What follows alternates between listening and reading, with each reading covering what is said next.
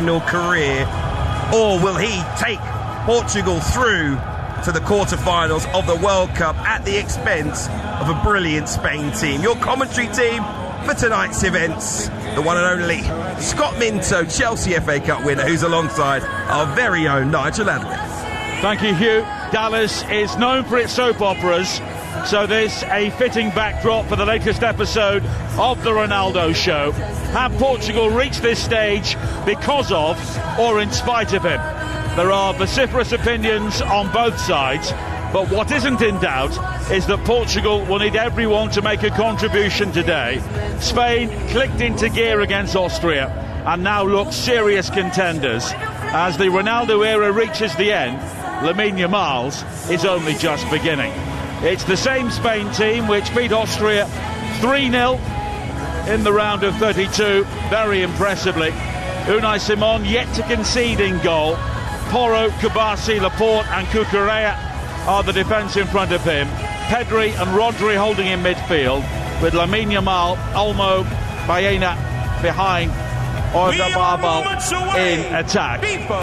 For Portugal, the only change, João Felix comes back into the side and Rafael drops to the bench once again. It is Diego Costa in goal, Cancelo, Diaz, Vega and Mendes the back four, João Neves and Vitinha holding in midfield, with Neto, Bruno Fernandes, João Felix behind Cristiano Ronaldo in attack. We have an English referee, Anthony Taylor, for this game, supported by Gary Bezic and Adam Nunn. Felix Weyer of Germany is the fourth official, and his fellow countryman Bastian Dankert is in charge of VAR. Inside this stunning stadium in Dallas, once again the home to the Cowboys in the Lone Star State, but so many stars on show here today.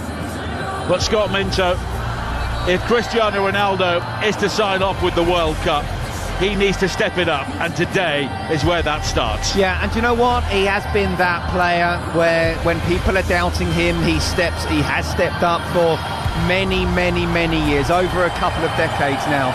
You know, I'll have nothing but respect for the guy. He was 1-0 up in the Ballon d'Or against Lionel Messi, 5-1 down. Everyone was saying he's the bridesmaid, not the bride, and yet he brought it back to 5-5. I think it's about 7-5 now to Messi. But my point is, mentally he's as strong as they come. Physically he still looks good, although he doesn't move in the way that he used to, for sure. But look, you put the ball in the right place, then there's every chance that he can score. So fascinating to see. It's one of those where we'll be saying he's had 3 touches in the half and he needs to come off, or maybe he scored 2 goals.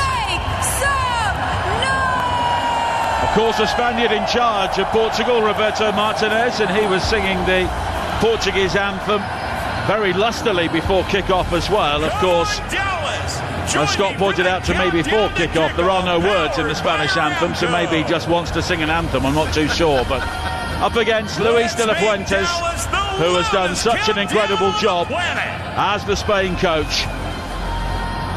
7 wins out of 7 to win the Euros, now looking to add the World Cup to that success. 10, 9, 8. The Iberian derby is always fiercely contested, and today there is a World Cup quarter-final place on the line in Dallas, and it's Spain wearing all white who will get the match underway.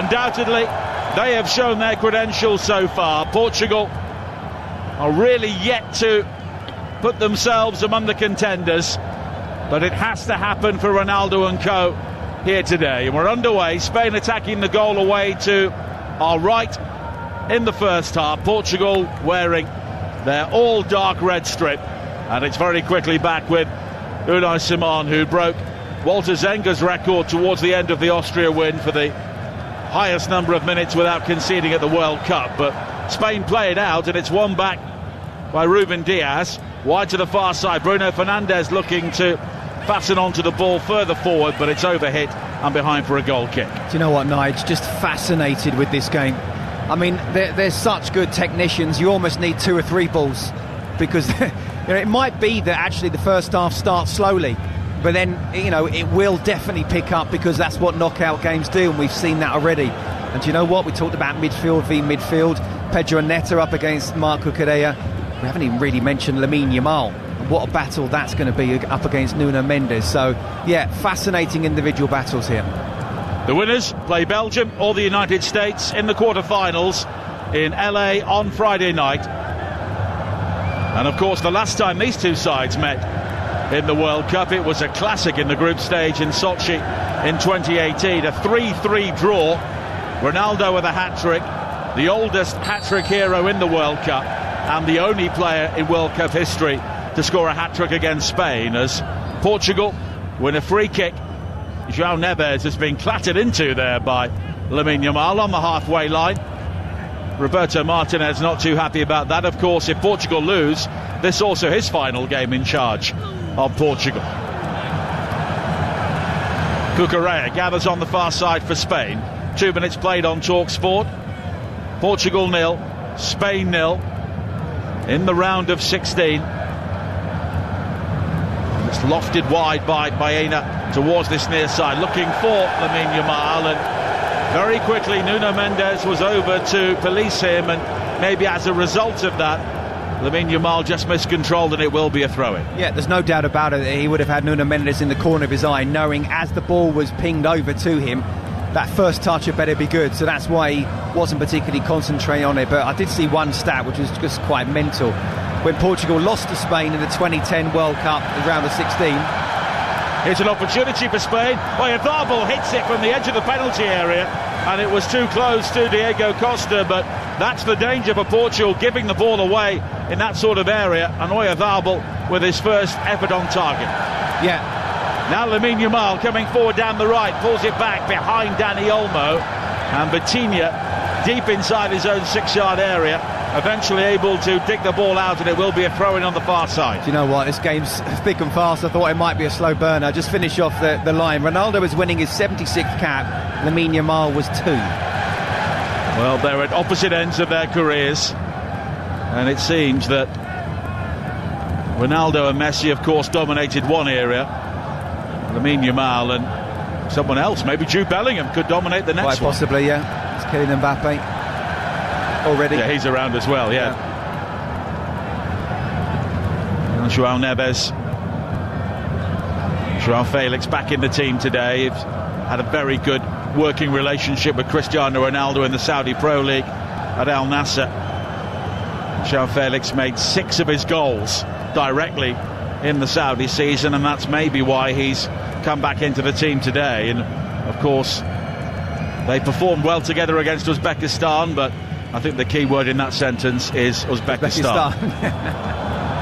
No disrespect, obviously. Now Nuno Mendes chasing a long ball forward on this near side, and he just miscontrols, but that's going to be a problem for Spain, because Lamine Yamal obviously doesn't have to do a huge amount of defending, but maybe has to today. Well, I think those crossfield balls are going to be very much on, and you know, we've seen Lamine Yamal and Nuno Mendes now, 2 of the best players in the world of their positions, just miscontrolled it, keeping maybe not their eye on it 100%, but if they are able to get in, then I think it's going to be a very, very attacking game. It's already more open than I thought it might be. Of course, Spain yet to concede, and they have faced the fewest shots in the World Cup so far.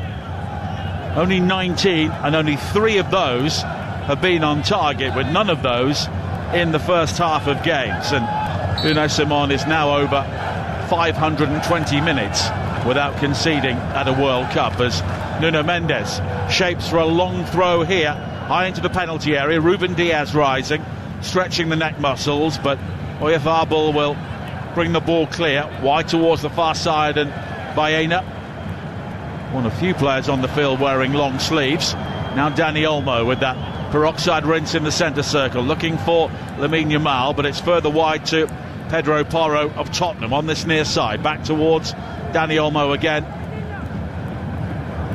And Rodri going all the way back to Pau Kabasi. Olympic gold for the teenager 2 years ago. That was against France, and Spain could be on a collision course to meet the French in the semi-finals, and that would be in this stadium. Dani Olmo plays it wide to this near side, but Nuno Mendes will quickly intercept. Now Vitinha. And Vega going all the way back to his goalkeeper, Diego Costa. As we said before kick-off, 6 of the previous 7 games between these two have been drawn. Of course, it was a 2-2 draw in the Nations League final 12 months ago. And then Portugal won on penalties. Alvaro Morata, the only player to miss, as Portugal come forward now. A high shot fired in, but it's just over the top, and it was a decent effort wide on the far side from João Cancelo getting forward, and he really pinged that, but it was up and over the top. Yeah, first of all, it's a really good crossfield pass again. You can see that both sides are trying to look for that. There's overloads down one side and then suddenly round the other as well, where someone might be able to have a one-on-one opportunity. João Cancelo just ran with it. It's one of those where, yeah, okay, you have a shot, but you make sure it hits the target. There's a couple of people at the far post who are waiting for that cross to come in. So if you are going to have the shot, at least make sure it's on target. The keeper parries it. It might come out. There's been a positive start, I have to say, from both sides. Ruben Diaz winning his 80th cap for Portugal this evening, finding his central defensive partner Renato Vega. And it's worked in field by João Neves, who is keeping Ruben Neves on the bench for Portugal. Now Bruno Fernandes on this near side into João Felix, but his touch only finds Rodri, and now Portugal may be under pressure here. Dani Olmo with an excellent ball forward. Oyarzabal with a great chance, and he drags it wide. Well, what an opportunity for a player who has never seemed to miss so far in this World Cup. Clean through, onside, down the centre, and he failed to hit the target. What a pass from Dani Olmo. First of all, to see it, and then execute it first time, which meant that the ball was in there for Oyarzabal. And look, we've seen him be so prolific for the Spanish national side and Real Sociedad as well. He had time even to take another touch and have a one-on-one with Diego Costa, but in the end decided to shoot first time and shot wide. Now Ronaldo at the other end, first real involvement for him on the edge of the penalty area. It deflects back into the path of Vitinha. He sweeps it wide to João Felix on the left. He'll try and take on Pedro Porro, and then he clips it into the area, and it was a clever run from Vitinha, but in the end it was cut out. João Neves, I think, may have been offside, and with 9 minutes played it's 0-0, but low lack of talking points so far. What a start already. I thought this might be a classic, but I just thought it might develop into one. Almost two teams just know each other so well. Obviously the rivalry geographically, so many good technical players that just keep the ball early, but no, both sides trying to get that early first goal. In fact, a deflection was spotted there, and it will be a corner kick which Bruno Fernandes will take. Anthony Taylor trying to sort out some nonsense between Rodri and Ronaldo at the far post. Bruno Fernandes will deliver the ball in now. Ronaldo goes down, looks towards the referee, it rebounds towards the edge of the penalty area. A shot from João Cancelo was blocked, and it in the end goes all the way through towards Diego Costa at the other end. And then Pedro Porro, rather caught under a high ball here. Bruno Fernandes tries to find João Felix, but it's gathered by Pedro Porro back to Unai Simon. We've called this Cristiano Ronaldo's last dance, and indeed it did seem as though he and Rodri were dancing there. Yeah, it was more like the waltz, wasn't it? Yeah, and Ronaldo knew exactly what he was doing. Collapsed inside the area, but Anthony Taylor had seen that before. Now Vitinha closed down by Pedri on the edge of the penalty area. João Cancelo wide towards Pedro Neto on the Portuguese right. 10 minutes played, 0-0 in Dallas, but Portugal enjoying a good spell here. Renato Vega finding Nuno Mendes. Now Vitinha takes over as well. Bruno Fernandes didn't really appreciate the pass in that sort of area, and it's won back by Pedro Porro. Now João Felix will challenge him, and he fouls Pedro Porro, and it will be a free kick for Spain.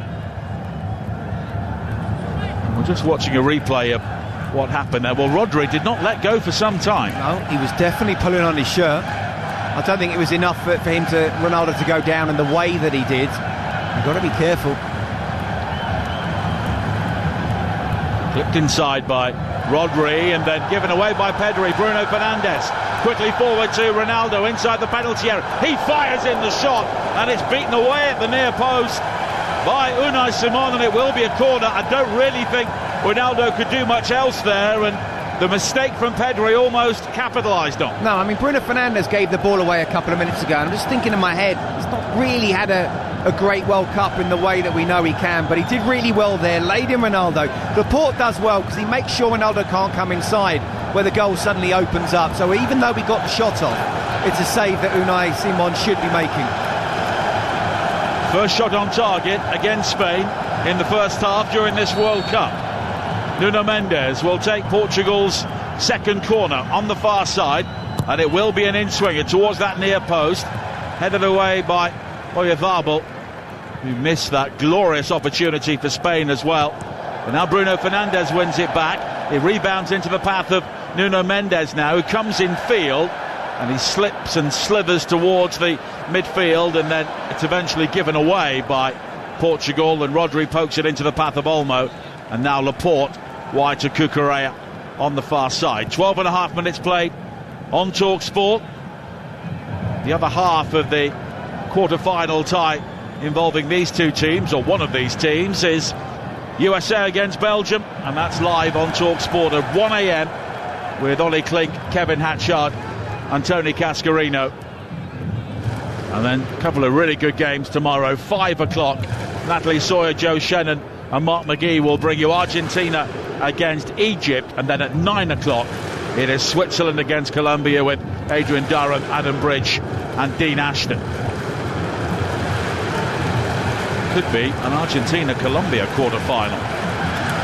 Now João Felix runs into Rodri. Cucurella wins it back, and this game is being played like a local derby at the moment. Dani Olmo looks to the left-hand side, and Baena. Cucurella in support. Baena using him as the decoy. The cross is deflected. It comes back to Baena, who hits it hurriedly right-footed over the top. Well, not the best of shots, but I think you're spot on, Nige. This game has been played at such a pace that you might find it difficult to keep up for the full 90 minutes, but the way it's going, I mean, the only surprise is there hasn't been a goal as yet.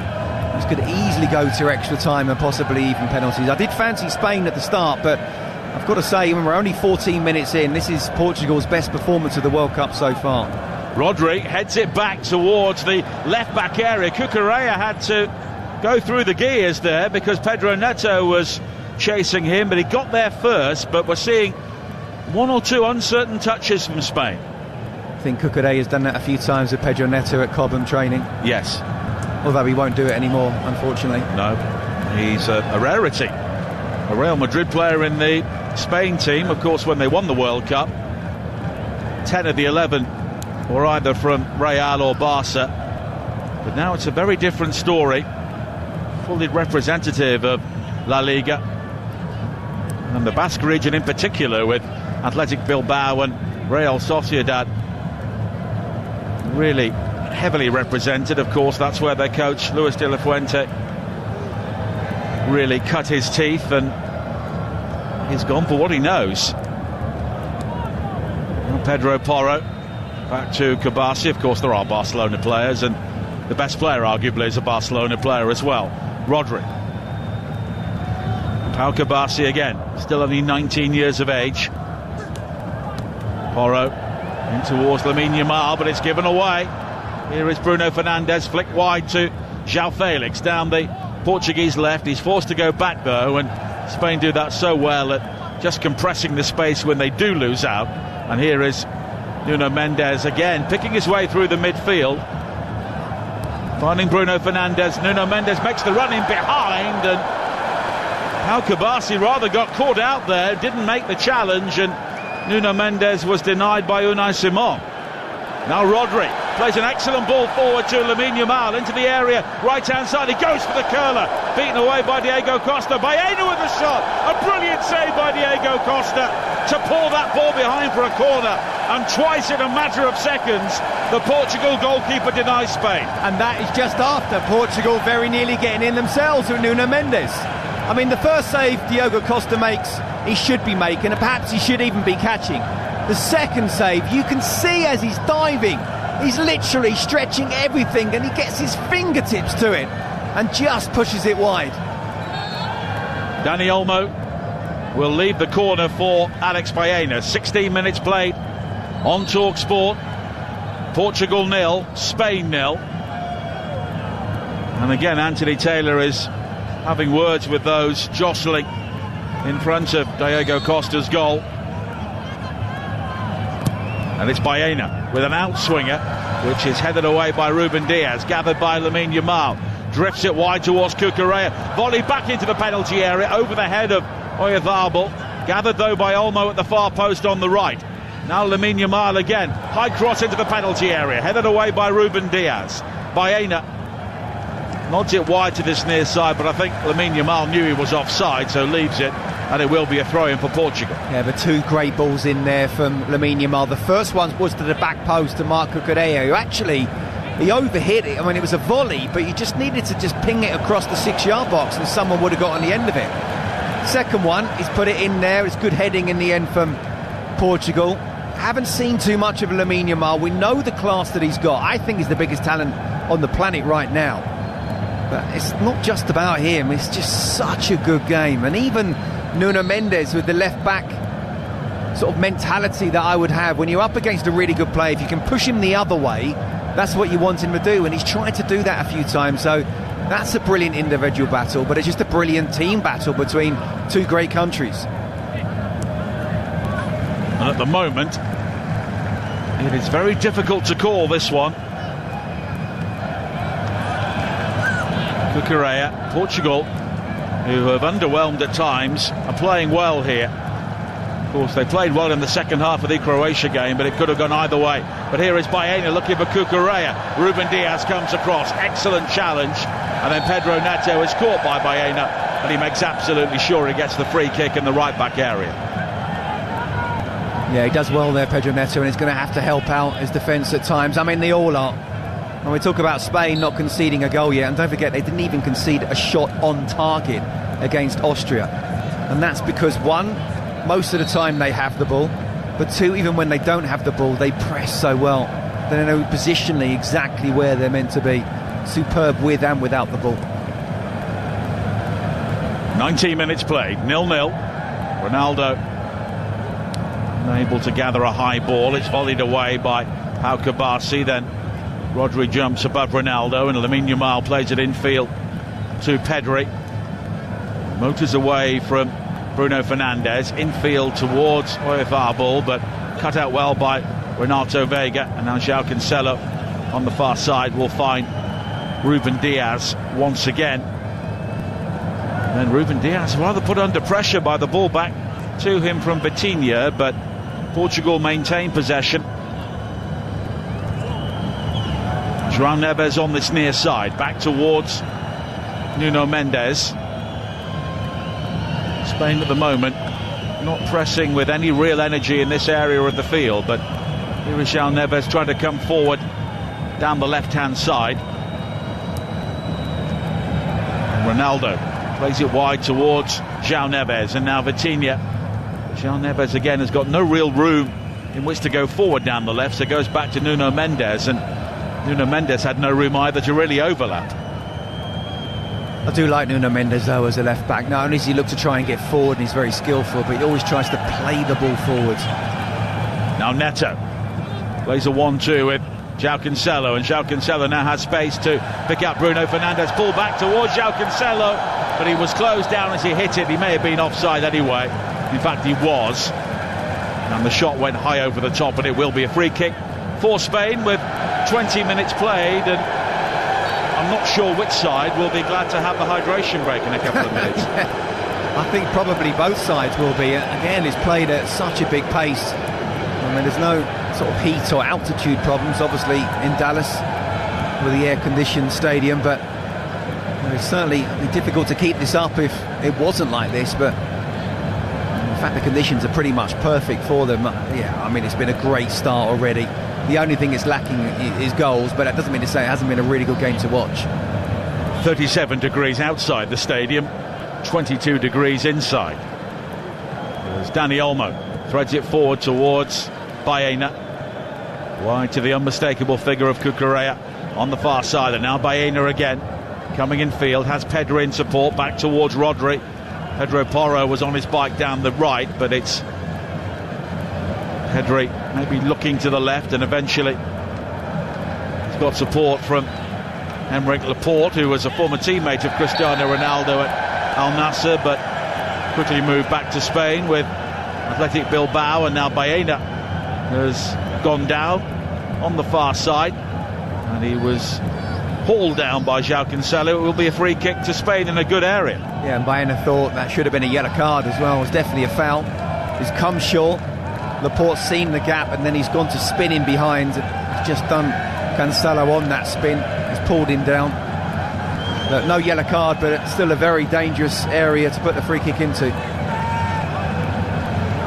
Interesting time for referees at the World Cup.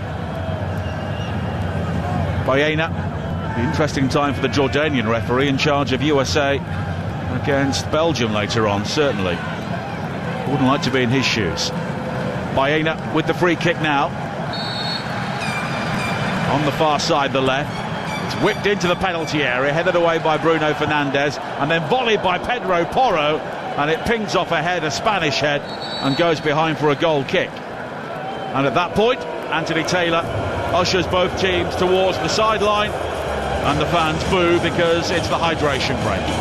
Well, that was pretty much bang on 22 and a half minutes there, wasn't it? Pedro Porro must have known that. But I mean, I'm not quite sure why you're looking to try and volley it in from almost 30-35 yards. Not really going to be scoring from there. But look, it's been a really good start to the game so far. As I say, no goals, but both teams very much on the attack. I wonder whether it would almost start up being chess-like, and it wasn't. Both teams trying to score that early first goal. Didn't get there, but it's been a really good game to watch, and lots of good battles already. During the break, let's get the latest from Centre Court at Wimbledon with Talk Sports' Lisa O'Sullivan. Arthur Ferry has become the first British wildcard man or woman to reach the quarter-finals at a Grand Slam in the Open era. And he did it in style, coming through a classic five-setter against the great Grigor Dimitrov. 7-5, 3-6, 4-6, 6-4, 7-6.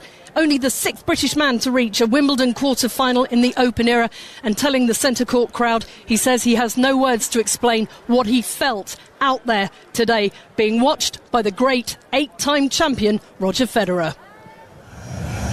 Well, fantastic news for him, and the Brits, or the Brit, keep going at Wimbledon. 0-0 here in Dallas, midway through the first half in this round of 16 tie in the World Cup. Later on at 1 a.m, the early hours of tomorrow morning, USA against Belgium, with Ollie Kling, Kevin Hatchard and Tony Cascarino. The winners of this game will meet the winners of that game in Los Angeles on Friday. And then tomorrow afternoon, 5 o'clock on TalkSport, Argentina against Egypt with Natalie Sawyer, Joe Shannon and Mark McGee. And that's followed at 9 o'clock by Switzerland against Colombia with Adrian Durham, Adam Bridge and Dean Ashton. And then on Thursday, the first quarter-final. We've got all four quarter-finals live on TalkSport. France against Morocco with Natalie, Joe and Mark live on TalkSport. That's 9 o'clock. And of course, England in action against Norway in Miami, 10 o'clock on Saturday night. And you can follow that game, of course, on TalkSport with our England team led by Adrian Durham. And there will be the build-up right throughout the day across the TalkSport network. Roberto Martinez, deep in conversation with his team at the moment.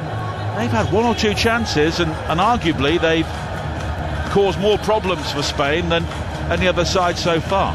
Yeah, I'd agree with that, and that's why I said quite early on I think this is Portugal's best performance so far of the World Cup, and they needed to step it up. And I didn't think Spain were particularly impressive in the group stages, especially considering who they were playing against. The Uzbekistan, they won that easily, but not a powerhouse for sure. But I thought they were superb against Austria, and yet I thought Portugal was slightly lucky to win that game against Croatia. So coming into it, form-wise, I fancied Spain, but Portugal, because of the players they've got, they're able to lift themselves almost at any given time, and they're certainly doing this against Spain.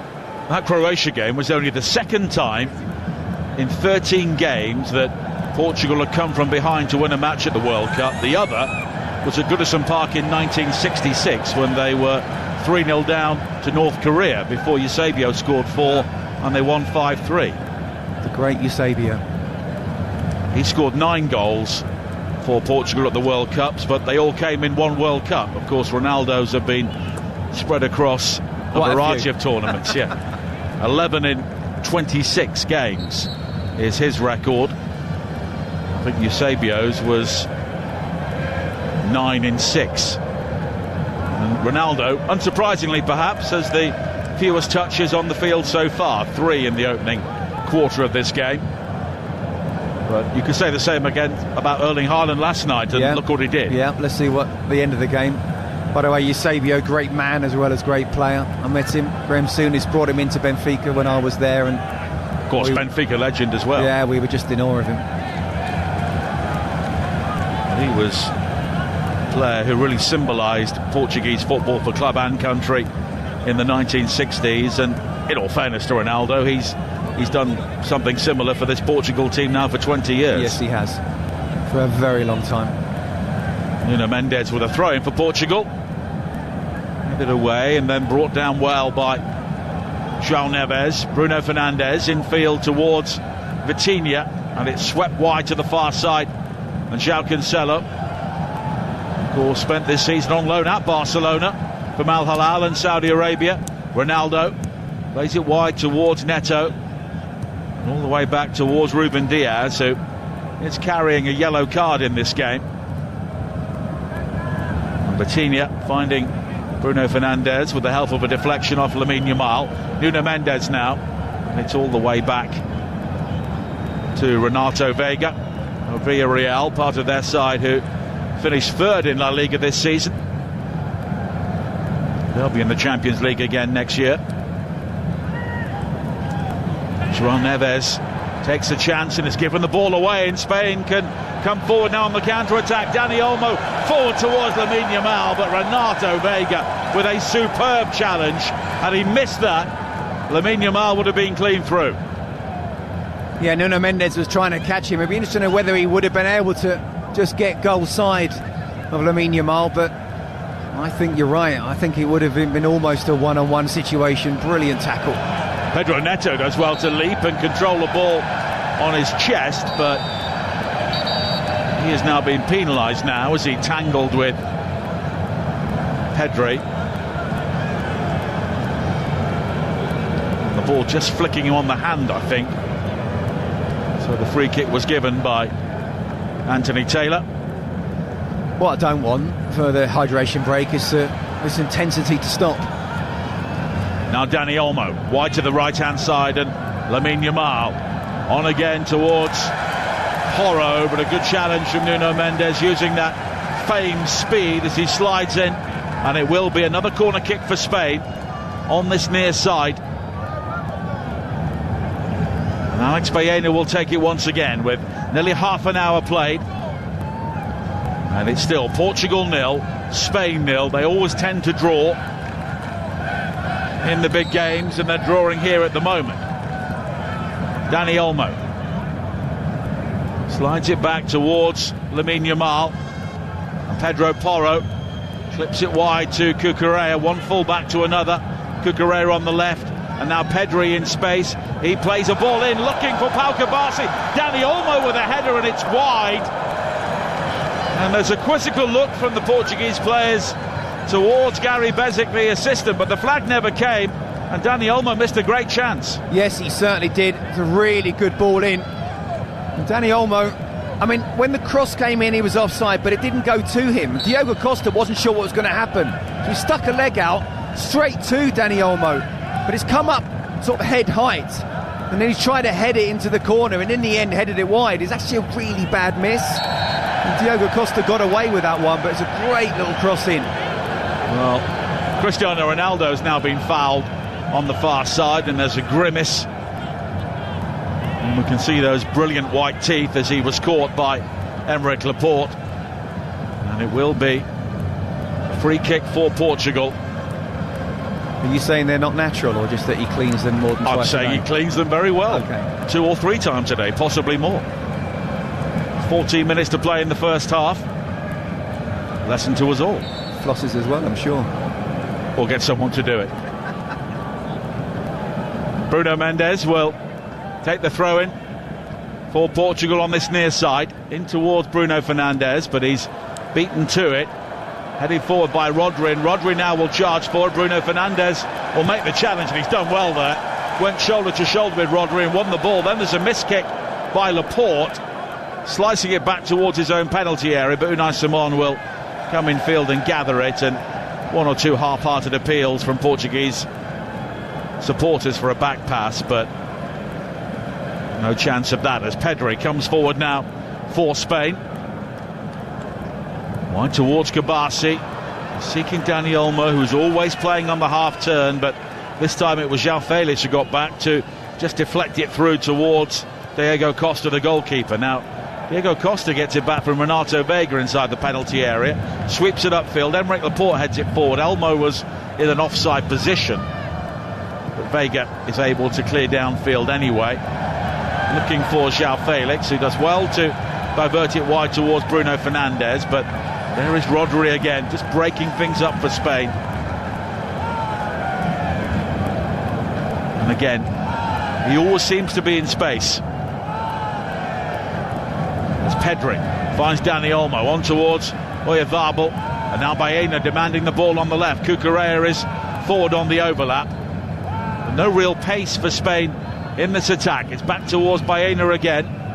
Pedro Porro, and here is Lamine Yamal looking to take on Nuno Mendes. First time towards Olmo, pulls it back across the face of goal, and it's João Cancelo who comes around the back at the far post to clear the ball away to safety. Do you know what? It's brilliant play from Lamine Yamal, because he's not really been too involved, and he could have thought, I've got a 1-on-1 here against Nuno Mendes, but his choice of pass and then his weight of pass was superb to Dani Olmo, who just whips it across the 6-yard box. Someone's got to get the end of that. Now Baena now. João Cancelo goes across to try and make the challenge. Laporte wide again towards Baena down the left. He cuts him field back onto that right foot. Renato Vega clears. Pedro Porro recovers for Spain. Rodri again finding Pedri, and here is Laporte, drives it towards the edge of the penalty area, controlled by Oyarzabal. Rodri, Lamine Yamal in space on the right. Pedro Porro will now find him, and it's back again towards Pedri. Pedri driving into that space vacated by Lamine Yamal, who now gathers, but Nuno Mendes with another good challenge, and then Lamine Yamal slides in on João Felix, takes him down, and it will be a free kick for Portugal. Well, for me it's never been a foul, but what I would say is Lamine Yamal's not getting any change out of Nuno Mendes at the moment. One of the few times he's tried to take him on, and inside the box Nuno Mendes has made a perfectly timed challenge there. But Lamine Yamal, fair play to him, trying to win the ball back. I thought he did. Never a foul for me, but Anthony Taylor gave it. Renato Vega under pressure here by the corner flag on this near side. The Portuguese left, and he hacks it down the line, straight out of play, and it will be a throw-in for Spain. The Sports Bar coming up at the end of this game. 03717 223344 with Jamie O'Hara and Jason Cundy. Now Kabasi wide towards Pedro Porro, and I don't think we've seen Portugal create anything since the hydration break, as Kabasi plays it in behind, looking for Oyarzabal, but it's gathered well by Diego Costa. No, the stats will suggest that it's been not all Spain, but certainly the majority of them. More possession, more shots on target, but Portugal obviously do have that threat. We talked about how they had played well up until the hydration break. They've got to find that intensity back again. It's something which the break has done to a lot of teams, I think, in this game. Both teams in form overall. Portugal with one defeat in 17, which was against the Republic of Ireland in the World Cup qualifiers when Cristiano Ronaldo was sent off. Spain, incredibly, 34 games unbeaten. The run stretching back to a 1-0 defeat against Colombia at the London Stadium in March of 2024. I went to that game. You're clearly a jinx. Daniel Munoz, did he score? I think he did, yeah. Another player's had a very good World Cup from the Premier League. Now Vitinha coming forward for Portugal. João Felix was caught late there, has words with the assistant on this near side. And now Bruno Fernandes on the right. Ronaldo waits around the penalty spot. João Neves at the near post. It's clipped high towards João Felix, who heads it down. Ronaldo pokes it towards goal, and Unai Simon takes to the skies like a superhero to swoop on that ball. But for the first time in a long time, Spain was stretched. Yeah, and I think the first time almost all game, Pedro Neto had a sort of one-on-one situation with Marco Correa. He didn't try to take him on, he just came inside, whipped the ball to the far post. João Felix did really well to get it back in. Unai Simon was out of his goal. And Ronaldo, he couldn't do much more than that. He was under pressure from the defender. He's trying to flick it back towards goal, and you're right, Unai Simon made the most of that for sure, like Superman. But kept the clean sheet, that's the important thing. João Felix clattered into the advertising boards after diverting that ball back towards Ronaldo, and looking at the replay, Unai Simon also got a touch on that as well.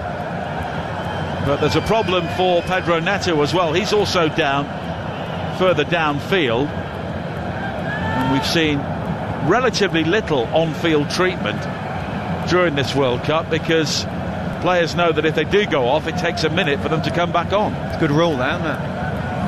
Well, it's maybe focus one or two minds. Absolutely. In fairness to João Felix, I think he did pick up a bit of a bang, and he's currently having his left shoulder iced. He did well to get that ball back in field towards Ronaldo, and he jabbed it towards goal. But now Pedro Neto has a boot off, and he's heading towards this near side, and I think he's been told to get off, and in the end he just puts his boot back on. Didn't want to come off, did No. he? He didn't ask for any treatment, but he went down to ground. Both teams with 3 attempts on target so far.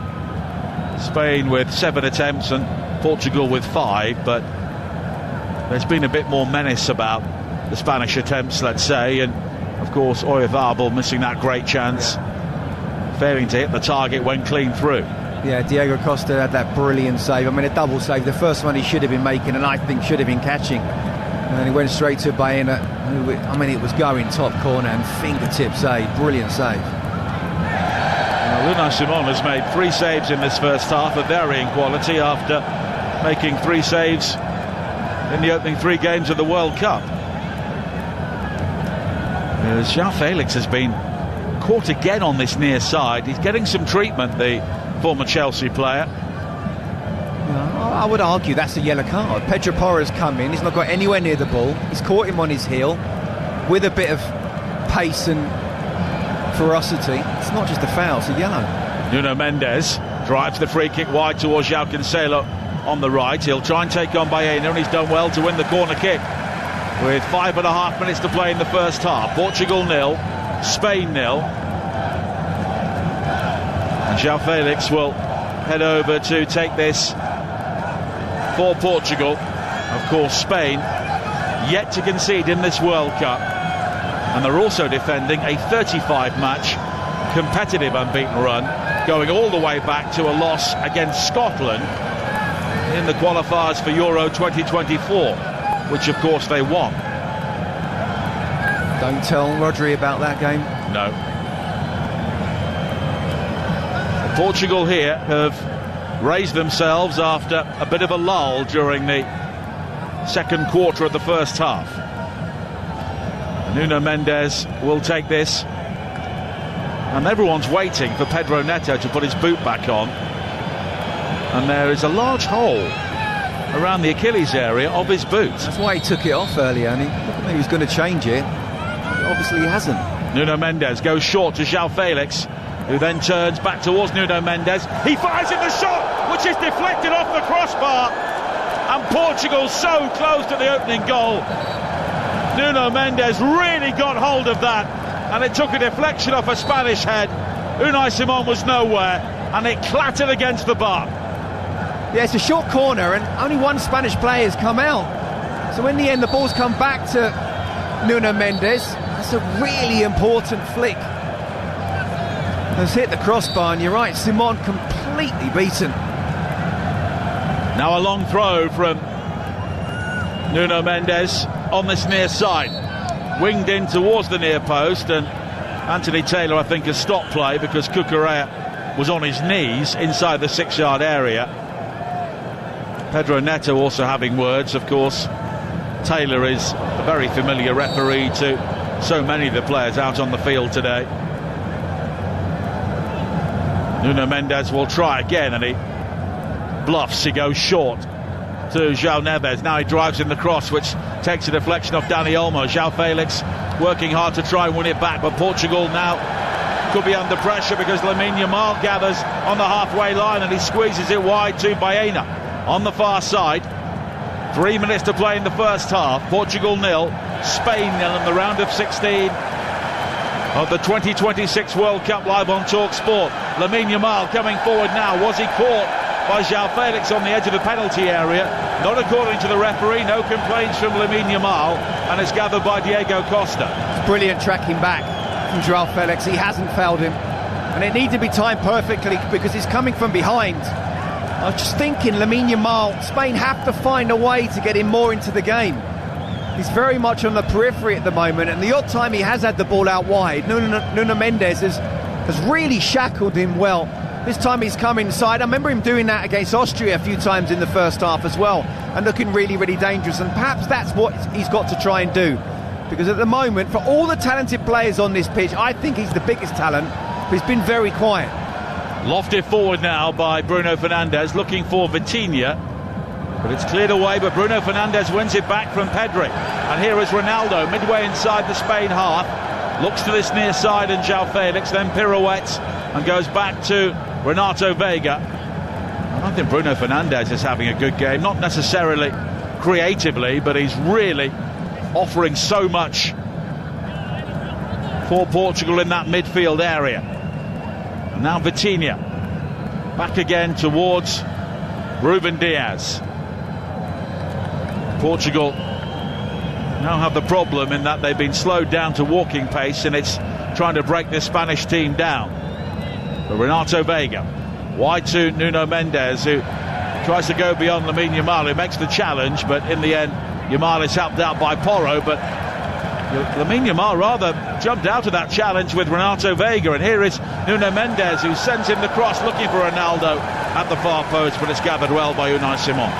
Well, that's going to be inch perfect if he is going to try and find Ronaldo from there, but you're right, Lamine Yamal didn't want to have that tackle 50-50, did he, with Renato Vega? And do you know what? Okay, that's fine, you are an incredible talent, you don't want to get injured, but at least just stand there, don't kind of almost move out the way. Nuno Mendes at the moment is definitely playing him superbly. Pedro Porro, infield again, towards Rodri, good turn from Olmo, plays it wide to the far side, the left hand, Baena, Cucurella, and Olmo again, who has been in and out of this Spanish team so far in the World Cup, but now seems to be more in than out. He's got the opportunity to turn now, finds Oyarzabal inside the area, but there was nowhere for him to go as Renato Vega shut the door, and it's fired in by Rodri, right-footed from the edge of the penalty area, high over the top, and we're into a minimum of 6 added minutes at the end of the first half. Yeah, if Rodri decides to head it from 25 yards out again, I'm trying to tell Rodri how to shoot, but I mean, you could put another goal above the goal, and I'm still not sure it would have gone in. You know, if you are going to do that, just really concentrate on keeping it down and make the keeper possibly fumble it, and then maybe one of your teammates can just follow in there. But the intensity's dropped, I think, since the hydration break, but I think Portugal have come more into the game in the second part of this first half.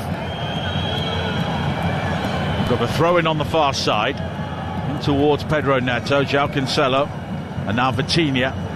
Infield towards João Neves, who was under pressure there. Plenty of white shirts around him, but he clips the ball over the head of Lamine Yamal and then scurries around the other side and plays it forward towards Ronaldo, but Unai Simon saw him coming and gathers on the edge of the penalty area. Now it's quickly out towards Pedri as Spain try and get the white shirts moving forward here. Rodri wide towards Baena, Cucurella in support. Oyarzabal is also in space on the left, but Spain just slow it right down here. And now Rodri finding Dani Olmo. Pedro Porro plays it forward looking for Lamine Yamal. It's an excellent ball, but Lamine Yamal, who seemed to have a moment to take the opportunity, slashed it wide, but then the flag goes up for offside.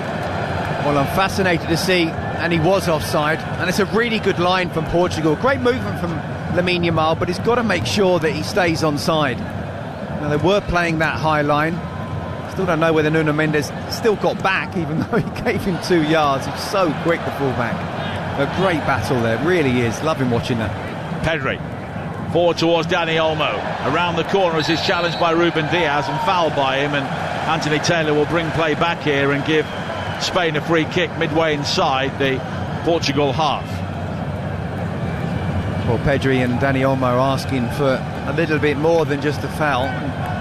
He's come up the back of him there, hasn't he? Anthony Taylor clearly not wanting to dish cards out. I think there have been tackles where on another day they could have been brandished, but again, just before half-time, good opportunity, set piece for Spain here.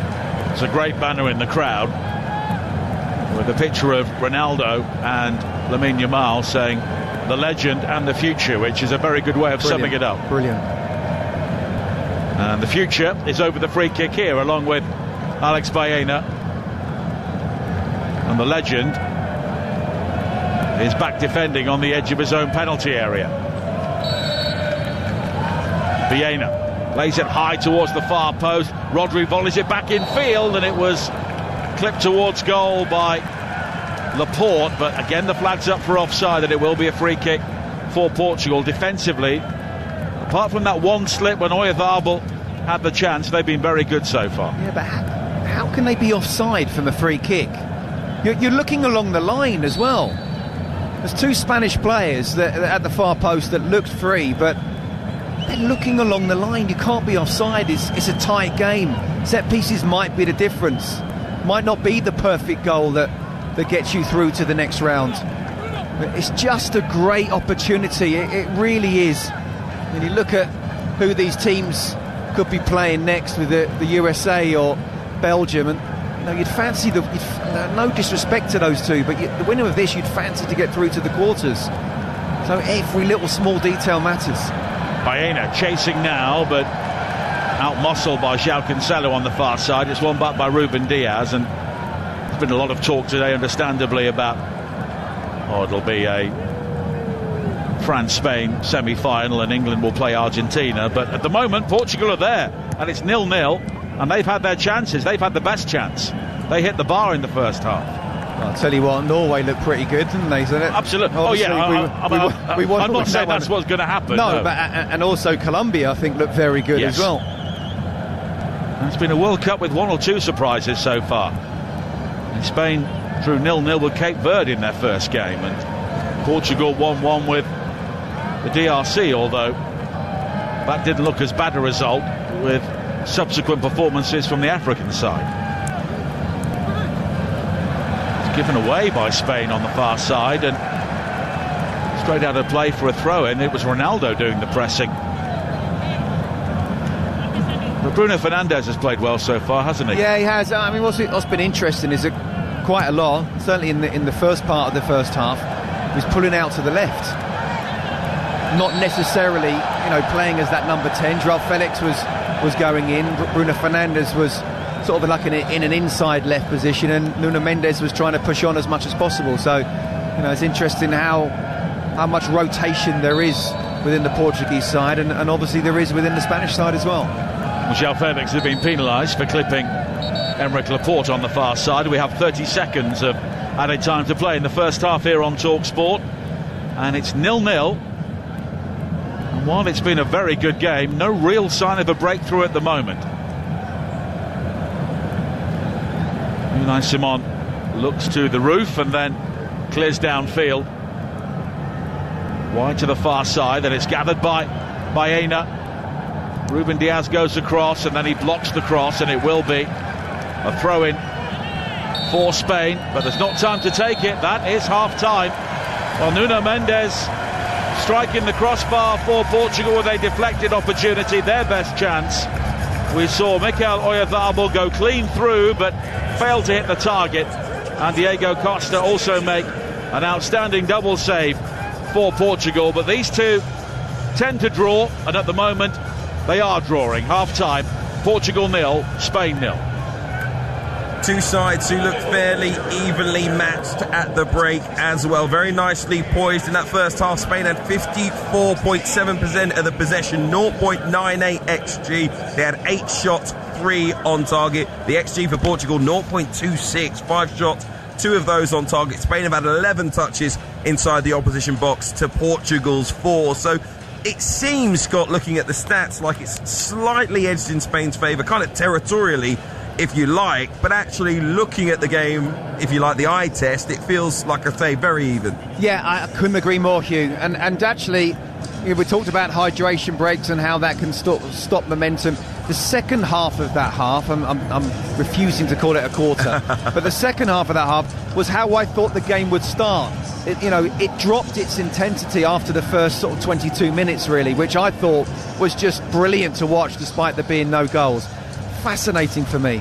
And look, Nuno Mendes obviously hit the crossbar. That's very close to scoring, but Oyarzabal, he'd be kicking himself that he didn't at least hit the target when he was through on goal, or maybe even take a little touch and have a little one-on-one and just slip it past But Costa. These are the question marks, aren't they, Scott? When you look at Spain, such a brilliant team, and it's nothing against Mikel Oyarzabal. He scored the winning goal in the European Championship. We know that he can deliver on the big stage, but ultimately, when you look at the other main goal scorers in the competition, the way that Kylian Mbappe and Erling Haaland, Lionel Messi, Harry Kane have begun, and almost like you'd bet your house on them finishing that chart, you don't get that feeling with Oyarzabal, as lovely a player as he is. Yeah, I know what you mean, Hugh, and you're right. I think, he wouldn't be in my top 3 if you're going to be having a one-on-one situation. Who would you choose to be in that? But, I said about how he's 17 goals in 16 starts for Spain. I mean, he can't be much more clinical than that. And the way that Spain play, it's never really been conducive to having an out-and-out number 9. I mean, Erling Haaland would probably have 3 touches the whole game. He might end up with a hat-trick, but, the way they play with their midfield and they keep the ball, and, they're quite happy to get the ball wide and bring it back and go back the other side. It doesn't always lend itself to getting the striker involved a lot. So he, like Cristiano Ronaldo, because he has few touches as well, when they do get that opportunity, they have to make sure they are clinical, and he certainly wasn't there. When you look at the chance creation for both sides, how do they improve in that category? Probably Spain will feel happier given the chance that they have created, the double save that they've forced as well from Diego Costa, but you still feel like both teams can do more in that category. Well, the biggest single thing for me from a Spanish point of view is Lamine Yamal's not in the game at the moment. And Nuno Mendes is playing him really well, so how can you get him more involved? First of all, can you actually find a way that Joao Felix can't come back and double up with Nuno Mendes? Been a couple of times where there's been a one-on-one situation and Mendes has dealt with him really well, but he is one of the biggest talents on the planet right now. Keep giving him the ball, keep saying take on Mendes, let him say, right, go outside, go inside, just try different ways, and actually if you can't get involved too much, come inside a little bit more, like he did against Austria in the first half, where he had a couple of opportunities. I don't feel they're utilising him as much as they possibly could, but that's all credit to Portugal and especially Mendes himself. From Portugal's point of view, I actually think they're playing to their maximum. I think, and in the second half of that first half, I thought they stepped it up themselves. Yes, the intensity dropped, which I think suited them a little bit, but they were able to try and get forward a little bit more. And, it might just be, again, from the set piece. Nuno Mendes played a little short one. Spain were napping, and then he hits the crossbar. Get balls in the box. That's what Cristiano Ronaldo wants. Yeah, I was going to ask you, how is it functioning with Ronaldo? Because the question mark, I'm sure, for the Portuguese public will always be how long he stays on, how much of an effect he's having when you've got Okay, Gonzalo Ramos, who came off the bench to score in the last game. You've got Rafael Leao, João Felix coming in for him today. Two players who looked like real threats in the last game. How long does it go on like this before Roberto Martinez decides to change it? Yeah, no, it's a really good question. I do think it will go on a little bit longer, but I'd be very surprised. In fact, I'd be shocked if Ramos doesn't come on. The question for me is, does he go alongside Ronaldo or go instead of Ronaldo? And we kind of half joked about João Felix playing. Well, you know, they worked really well in that Uzbekistan game, and obviously they're club teammates, so maybe Ronaldo did have a little word. But you asked me the question pre-match, am I surprised that Rafa Leao wasn't playing? I thought he was arguably Portugal's best player in the last game and how dangerous he was. So if Ronaldo wants those crosses to come into the box, then surely Rafa Leao was the person to do it. Or you get Nuno Mendes even more forward, but then obviously you've got to be careful about the transition then and Lamine Yamal.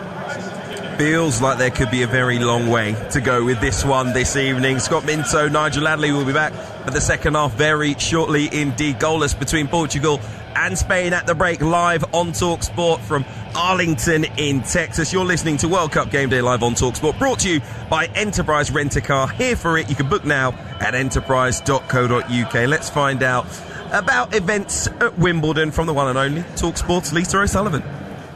Arthur Ferry is into uncharted waters after becoming the first British man or woman or the first British wildcard to reach the quarter-finals at a Grand Slam in the Open era. He sailed a steady course through a thrilling five-setter with Grigor Dimitrov, himself here on a wildcard after a heartbreaking injury ended his Wimbledon last year. The Brit, who turns 24 on men's finals day, took the first set before being overhauled by the 35-year-old Bulgarian, but he is resilient, weathered the storm, got the break to level in the fourth and force a deciding fifth set, which went to a tiebreak, which he powered through.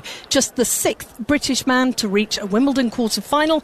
He'll play French Open runner-up Flavio Cobolli next. In the women's draw today, Jasmine Paolini lined up a last eight meeting with Marta Kostyuk. Linda Noskova will face Elise Mertens. Well, delighted to hear that the Brits have been winning at Wimbledon. So far, we're deadlocked in Dallas. At the break, Portugal 0, Spain 0 live on TalkSport. World Cup Game Day live on TalkSport. Brought to you by Enterprise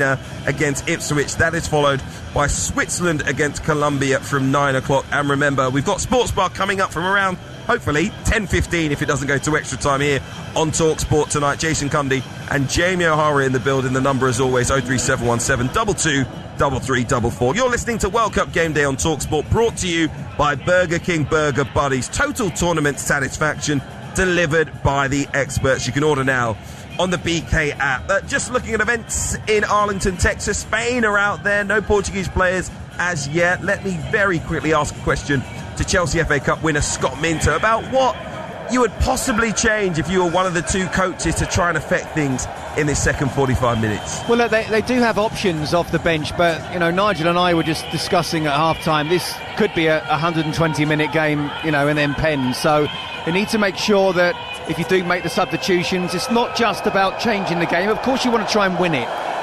and you can't go as far as thinking of penalties, but that has to be in the back of your mind as well. I wouldn't do anything at the moment for the next 15-20 minutes, see how the game starts in the second half, and then whoever's struggling a little bit, we talked about the options that Portugal have, maybe a Fabregas Ruiz or something for Spain. Let's wait and see. Will there be penalties, red cards, extra time? Who knows? Second half of Spain 0, Portugal 0, with Scott Minto and Nigel Adderley. Thank you, Hugh. Portugal have got the second half underway, attacking the goal away to our right in their dark red strip. Spain in all white this evening, and they come forward now with Oyarzabal wide to Baena on this near side. Cucurella is forward as well. Baena quickly in towards Olmo, headed away by Renato Vega, but Cucurella able to receive, but he's lost out, and as a result Pedro Neto can exploit the space he's vacated now on this near side. Only Ronaldo is forward in field, and now Vitinha finding Bruno Fernandes. The high cross in, and Cucurella will allow it to drift behind, and it's a goal kick to Spain. Just wondered if there's any way that Pedro Neto on that counter-attack there, he went past Rodri, he was not going to catch him, and he's quicker than Laporte as well, and Laporte did really well. He almost showed him massively, really dropped off, but just use your pace, and once you got past Laporte, perhaps it would be a one-on-one with the goalkeeper as well. Would have been a lung-busting run, but we talked about how Portugal haven't really created too many opportunities in that first half. That was half an opportunity. Ronaldo with the fewest touches in the game and the most shots on target in the first half. Sums him up, doesn't it? Yeah. He won't mind that. Again, we touched on Erling Haaland. It's a very similar situation, but he has to find a way, or Portugal have to find a way to get the ball in the box for him, give him those opportunities. Now Pedro Neto challenged by Baena on this near side, but he's able to find Vitinha back towards Pedro Neto again. Of course, this time last year he was part of the Chelsea team in the United States in the Club World Cup, and he can't believe it because he thinks he should have a throw-in on this near side. But Gary Bezic thought otherwise, and it's all the way back towards Pau Kabasi inside the Spanish penalty area. Pedro Porro, 2 minutes into the second half. Now Unai Simon, who was busier during the first half than he was previously in the World Cup. Dani Olmo finding Pedri, but it's broken up by Portugal. Here is Ronaldo. He claims he was fouled by Dani Olmo, and Anthony Taylor agrees that it's a free kick for Portugal midway inside the Spanish half. It doesn't move obviously he is 41, but the Ronaldo, the vintage, would have just shrugged off Dani Olmo, turned, been running at the back four. Yeah, that's not his game anymore, clearly, but I think let's just say he was clever there, getting that little tackle, going down and winning the free kick. Well, the reality is you get success out of Ronaldo by getting crosses in the box. Absolutely. Stay in the box, between the sticks. That's why he's quite okay with having few touches. Nuno Mendes is over the free kick. Ronaldo makes his run across the penalty area. Two Spanish players block his run, and now Bruno Fernandes will eventually play it into the arms of Unai Simon, who quickly shovels the ball out wide to the far side, looking for Baena, but it's smartly picked off by Vitinha. And now João Neves infield again to Bruno Fernandes, and João Cancelo's got some space, clips a high ball towards the far post, and maybe he could have gone for goal, and I think he's looking at teammates and wondering why there wasn't more movement. Yeah, but I think because he'd gone so far into the box, it's almost like, well, you're there now, why not have a shot? And again, I talk about you go across goal, and if it's hit with pace, then maybe the keeper can't stop it, he parries it out, then someone can follow it in. He's dinking it there to the far post, and no one's able to get there. Once you get to a certain point, just have a shot. Dani Olmo with the back pass now towards Unai Simon, who was closed down by Bruno Fernandes, and it's scrambled away by Spain. Now Dani Olmo up towards Baena on the halfway line, and Pedri takes over. He's got Oyarzabal making the movement into the penalty area, but it's wide towards Lamine Yamal on the right hand side. He runs into Nuno Mendes, and Nuno Mendes was going nowhere there, and he's got the free kick as Lamine Yamal shoves him over. Do you know what? It's brilliant defending. It really is. He's looking at Lamine Yamal all the time, and I have to say, you talk about, you know, the stats that Lamine Yamal has at his age are better than Lionel Messi's, which just seems incredible, and let's see if he can continue that kind of trajectory. But in terms of today, Nuno Mendes has played him absolutely superbly. In a way, it reminds me of Ronaldo versus Ashley Cole back in the day, but actually Ronaldo kept on going at Ashley Cole, and Cole was brilliant that day. Not really seen Yamal do that enough. Now Baena coming forward now. Spain all rather narrow, and it's cut out by Vitinha, who quickly plays it forward. And here is Pedro Neto coming forward on the counter-attack. João Felix and Ronaldo in the area. The cross in low is beyond everybody. João Felix had checked out towards the penalty spot, and Ronaldo didn't get there in time. Do you know what? There's not much more he could do there. And you know what I said just a couple of minutes ago? Maybe just try and take on Laporte.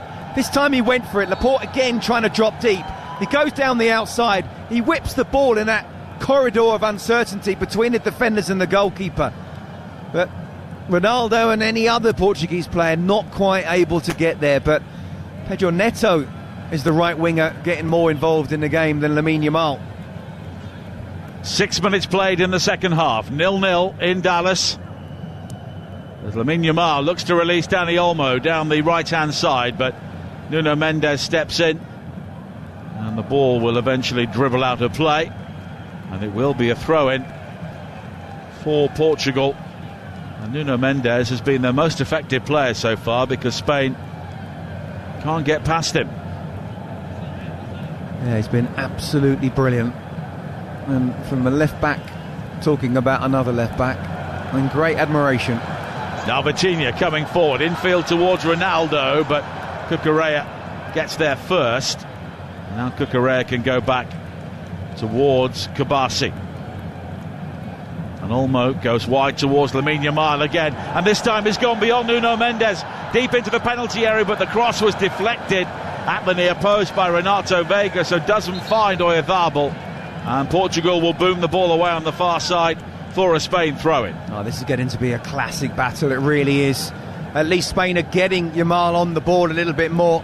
Nuno Mendes shows him down the outside and go on, take me for pace. I'll tell you what he did. Mendes got back to a point, it was a deflected cross, but not even Oyarzabal, who's meant to be the furthest man forward, was forward enough to get on the end of that. And now Pedri. There's fans all around the stadium. They're still coming back to their seats after half-time. Oyarzabal finding Rodri, and now Cucurella. And Baena, who always has to come back in field onto that right foot.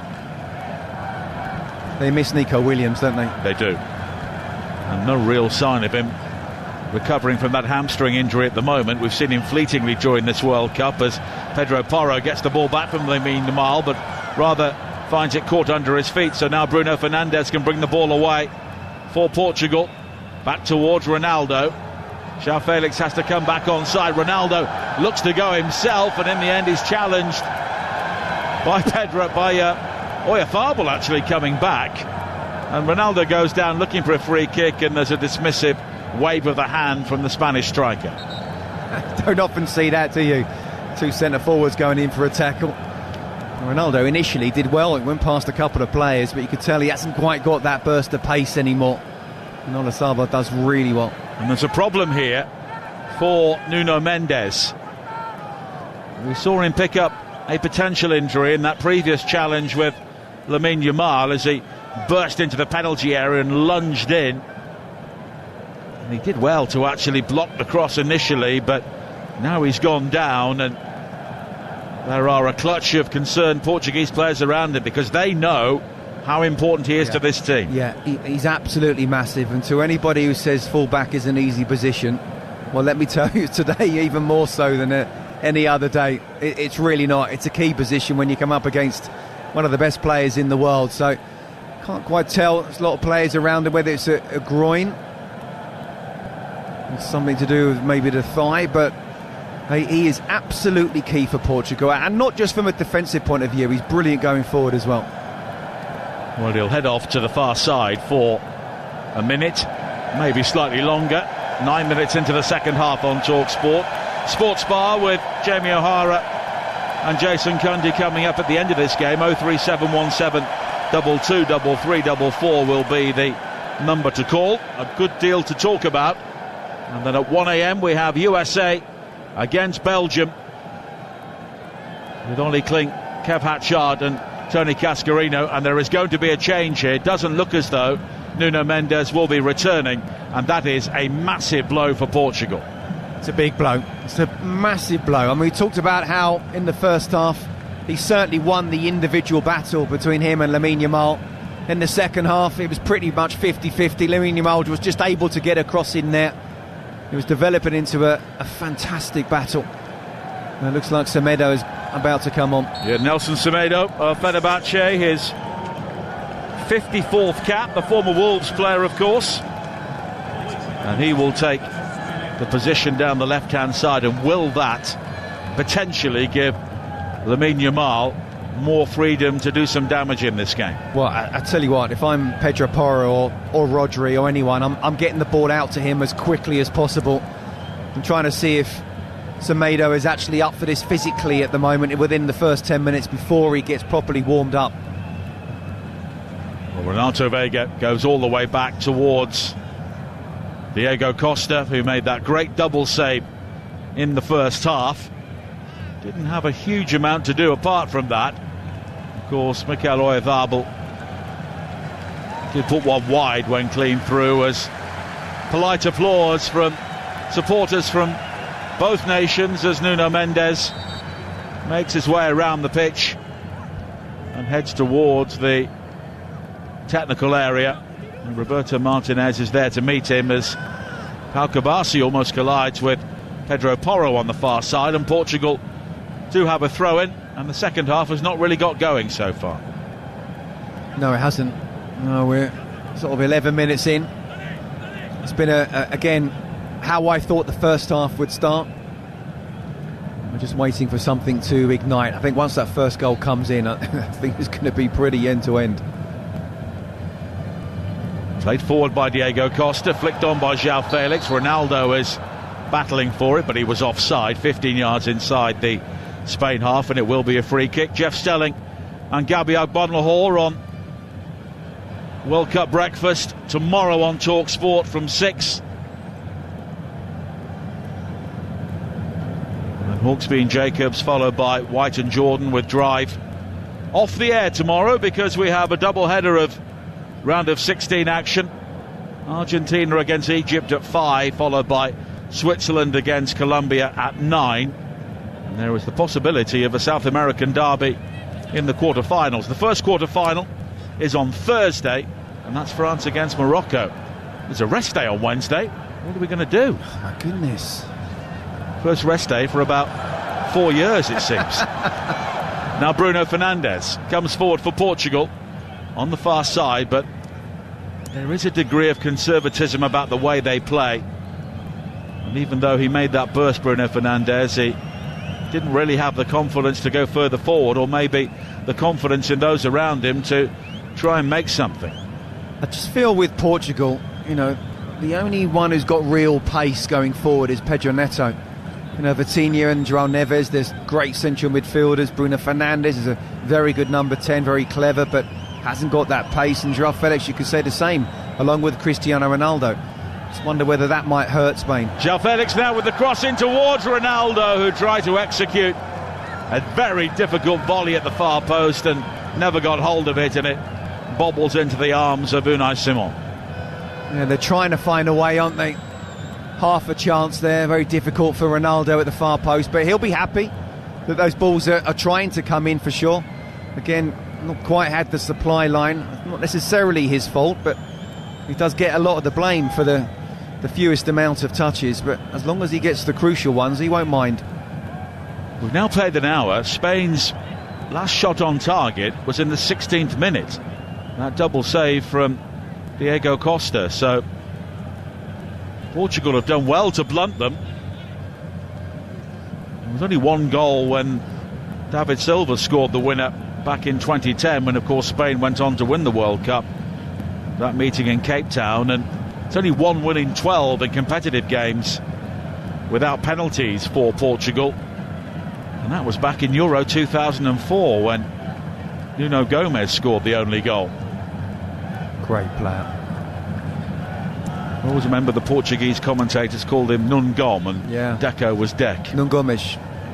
Were you Scott Mint? I was Scott Mint, I was, yeah. Nuno was a teammate of mine. Now Lamine Yamal looking to take on Semedo, tries to thread it further forward towards Pedro Porro, and then João Felix has been fouled by Lamine Yamal, and it will be a free kick.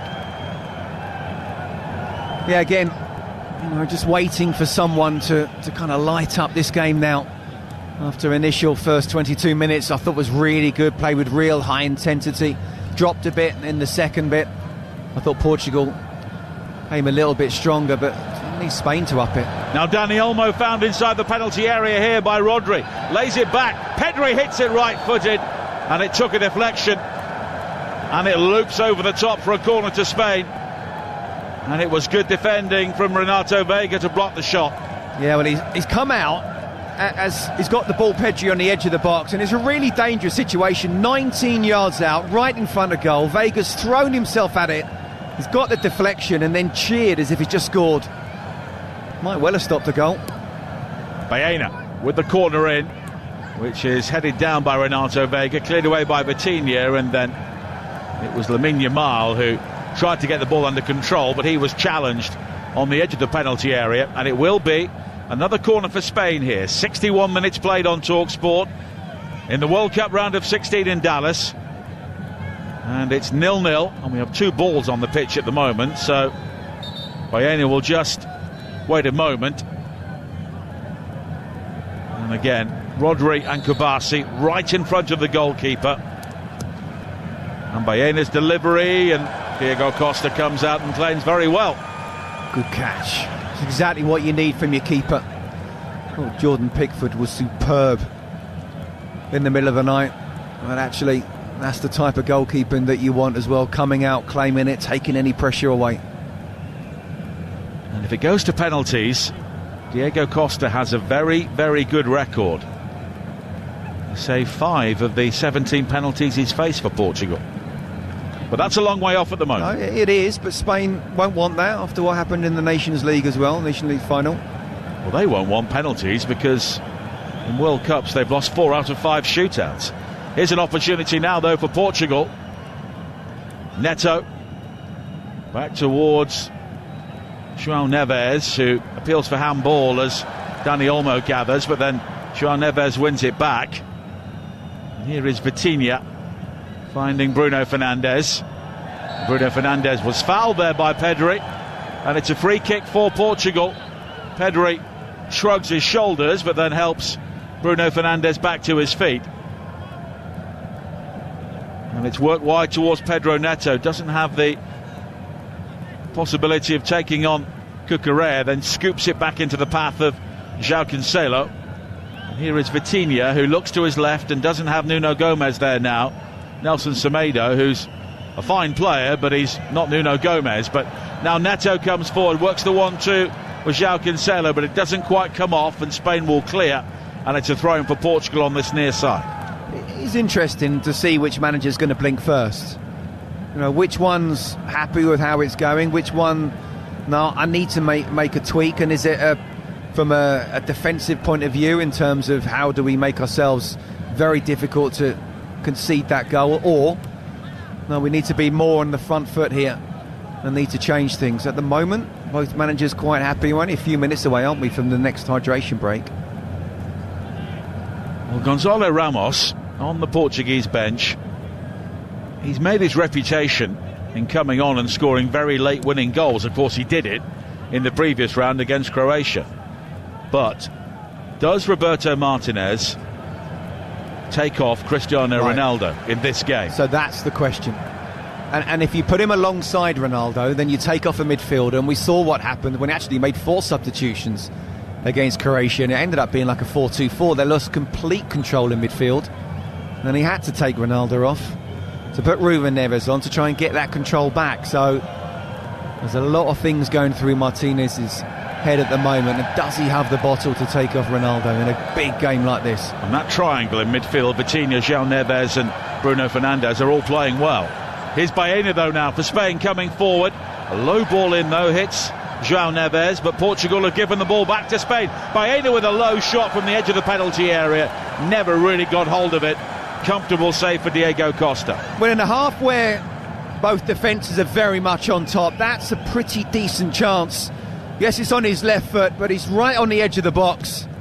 I mean, you can say I got it on target, but keeper the quality of Costa's always going to save that. But it's a game of few opportunities now, and that was certainly at least half a chance. 25 minutes to play. Portugal 0, Spain 0 in Dallas on TalkSport. Spain have gone out in the round of 16 on penalties to Russia and Morocco in the 2 previous World Cups. Pedro Porro now with a low cross in from the right-hand side, but he only picks out João Cancelo, who clears away. But again, I mean, he's done really well. Pedro Porro has got to the byline, he's cut the ball back, it's gone through the legs of Vega. Costa can't get there. Someone's got to come in. I mean, Marc Cucurella was the nearest one, but he's the left back. Dani Olmo didn't read it, Oyarzabal didn't read it.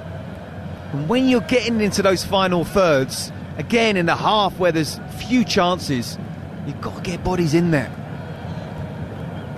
Now Cucurella wide towards Baena. We've seen this so often. Baena simply comes back in field and gives it back to Cucurella. Now Pedri and Pau Kubasi. And there's almost a low hum around this stadium as Lamine Yamal gathers. Was he fouled by Nelson Semedo? Not according to Anthony Taylor. The volume goes up there, but here is Pau Kubasi once again. And that shot from Baena, the first on target from either side in the first half, in the second half rather, since the 37th minute. Now Lamine Yamal, double coverage from João Felix and Nelson Semedo. So Rodri takes over midway inside the Portugal half, and a number of Spanish players are getting the ball and their arms outstretched saying, where's the movement, where's the option? Yeah, and I do think it's Portugal, even though I wouldn't say they're on top, but they'll be the happier of the two. And Spain at the moment just kind of pass and not really able to create anything. I wouldn't be surprised if De La Fuente makes a substitution in the hydration break, which is coming any second now. Here's Baena.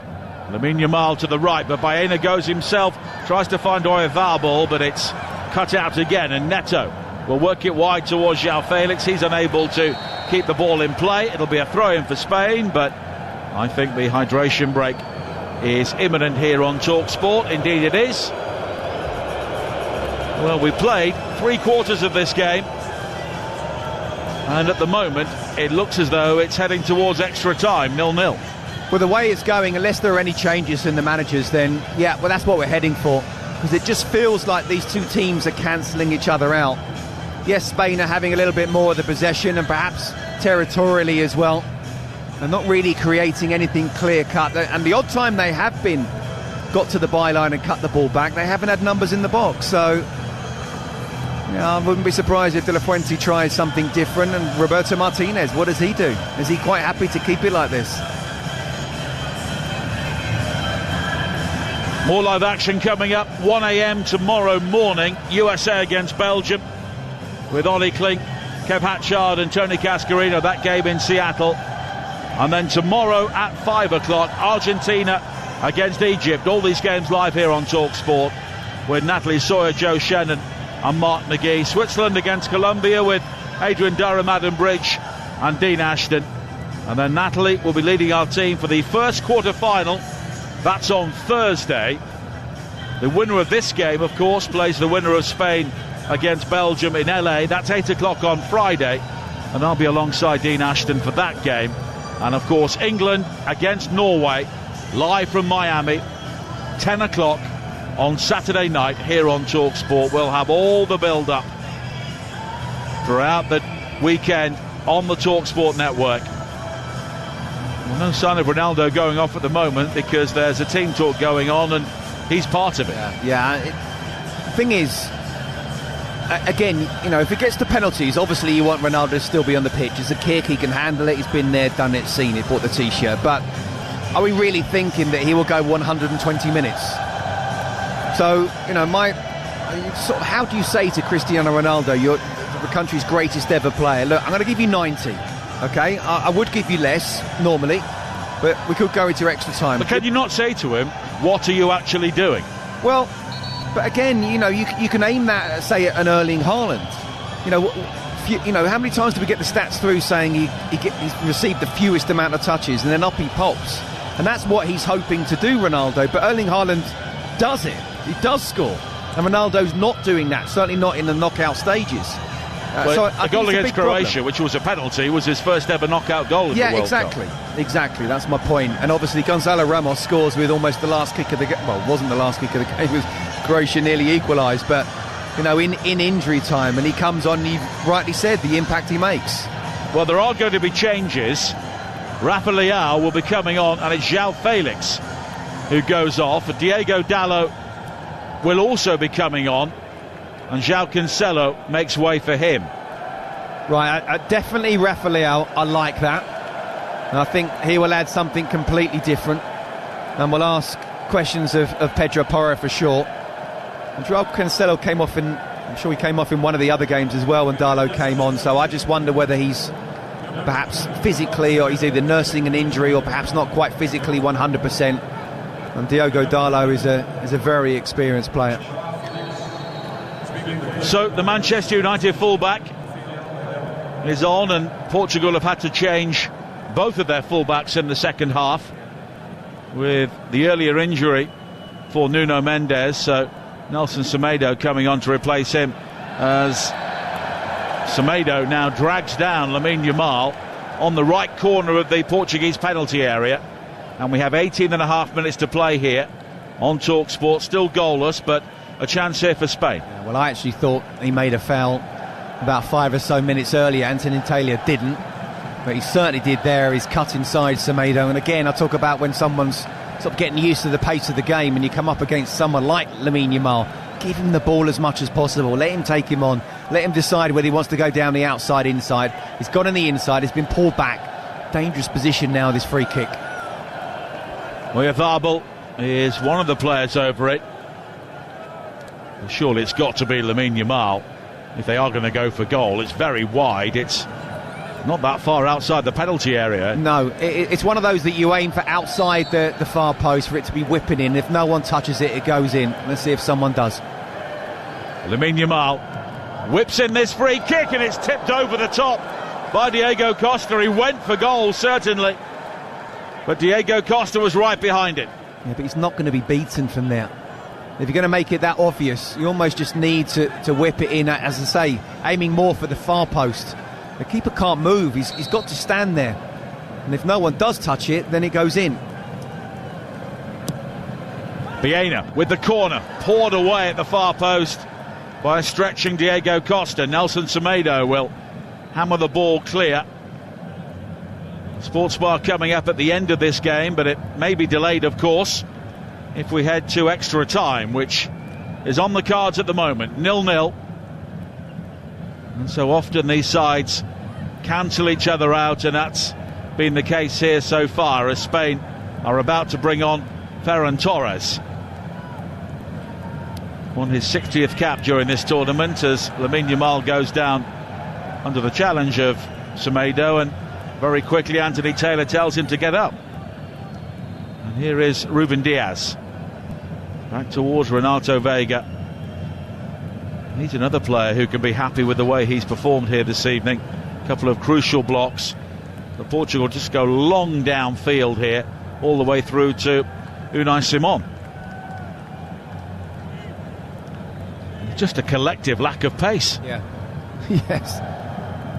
It's just, I mean, the quality's gone as well, hasn't it? But now Dani Olmo releasing Lamine Yamal. He can break into the penalty area, plays it square, looking for Baena, and it's straight to Diego Dallo, who clears. Blimey, I talk about quality. No one has more of it than Lamine Yamal. I mean, get in there, get in the box, be positive.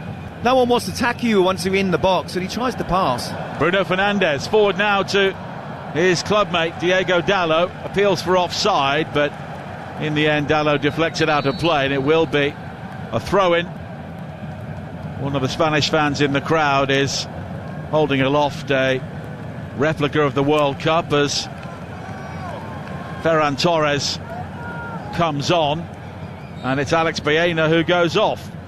So like for like. Yeah, you're not surprised at all. I think Dani Olmo may be the next one, with a Mikel Merino or even a Yeremy Mino. Rafa Leao away from the challenge of Pedro Porro, up towards the edge of the penalty area, finds Ronaldo, who stays onside, and now Vitinha cuts infield. His shot is blocked. It may break to Bruno Fernandes. He volleys for goal, and he ripples the outside of the netting. Well, it was a chance. Yeah, it certainly was, and he hasn't had too many, has he, in this game? Him and Marc Cucurella having a little battle between the two. Seen that before. When he gets the shot off, Cucurella gets his body in the way and it hits the side netting, so the defender does his job, but the game just starting to open up a little bit more, and Rafa Leao getting on the ball, which then created that opportunity. 15 minutes to play, 0-0.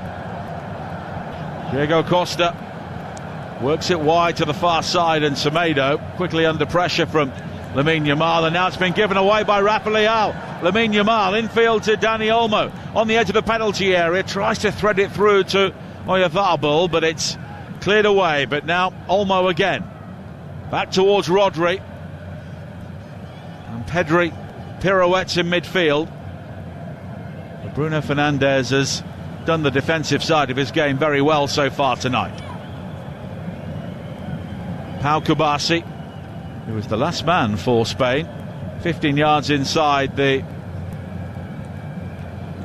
Portugal half, as again Spain pass, but Portugal aren't yielding here. Pedri back towards Pedro Porro, and both sides will be mindful of how little of time there is to go, as Ferran Torres will chase the ball forward from Pedri into the penalty area, but the angles were always against him, and he clips it into the side netting. Yeah, really difficult. I mean, to be fair to Portugal, it's with Ronaldo dropping a little bit deeper as well. They're almost playing without the ball, 5-5-0. Makes it very difficult to try and open them up. Defensively, I think Portugal have been very good up against the Spanish side, who, again, if you look at that Austria performance, I thought were absolutely superb and back in the game. But, I mean, this is 50-50 as to who's going to get through here. Spain looking to emulate themselves and West Germany as the only nations to win the Euros and then the World Cup. Now Pau Kubasi and hold both trophies at the same time. Ferran Torres, it's a good turn away from Dallo, wide towards Cucurella. Portugal here are making it very, very hard for them. Oyarzabal finding Olmo on the edge of the penalty area, though. Olmo's low shot.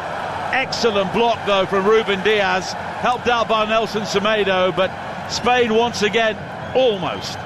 Yeah, I mean, they are trying to step it up. They are the team that's having the more possession for sure. And they're finding little pockets of space, and Dani Olmo, his first touch wasn't great. I thought he might have laid it out wide, but he realised he could get the shot off. Brilliant defending from Diaz. Lamine Yamal will take the corner kick, 12 minutes to play. Yamal's delivery, very high to the far post, and Diego Costa gets a hand to it.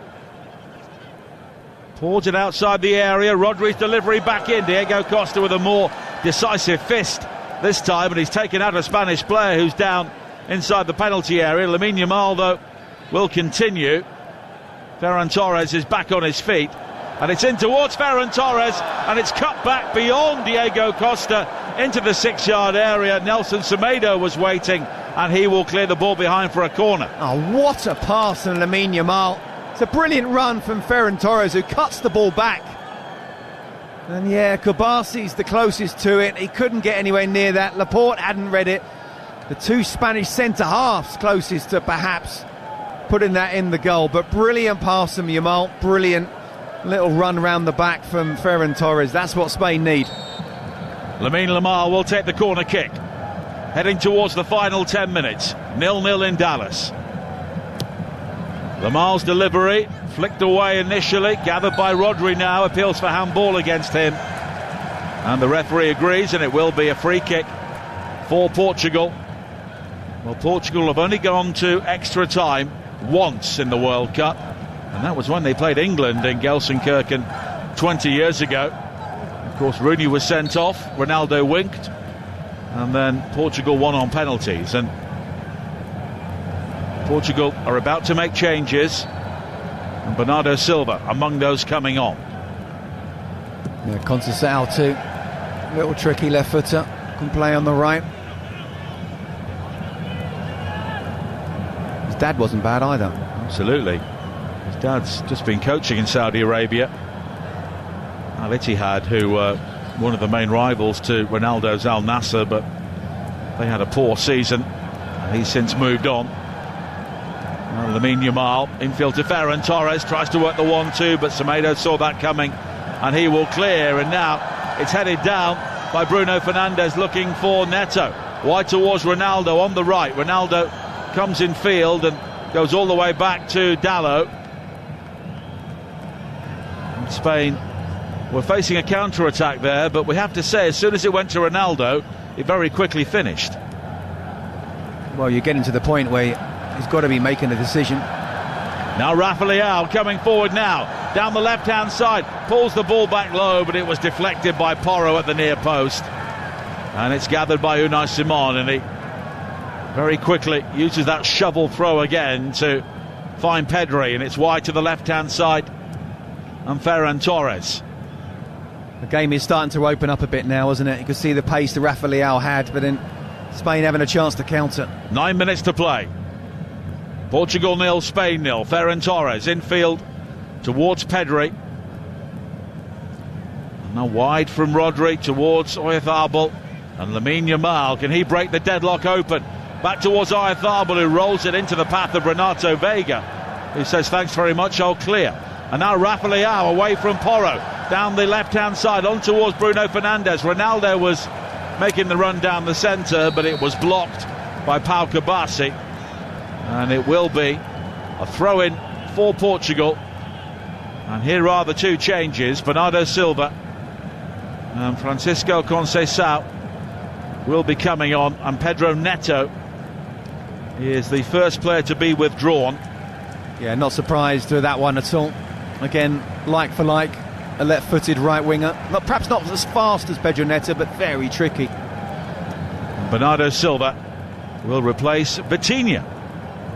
Slightly surprised at that. Well, he's done it before in this World Cup. He's slightly surprised, Vitinha. I think for PSG, he's the conductor, isn't he, of the orchestra. Bernardo Silva, we know how good he is. Again, if you don't want to have sort of control of the game, certainly he can do that.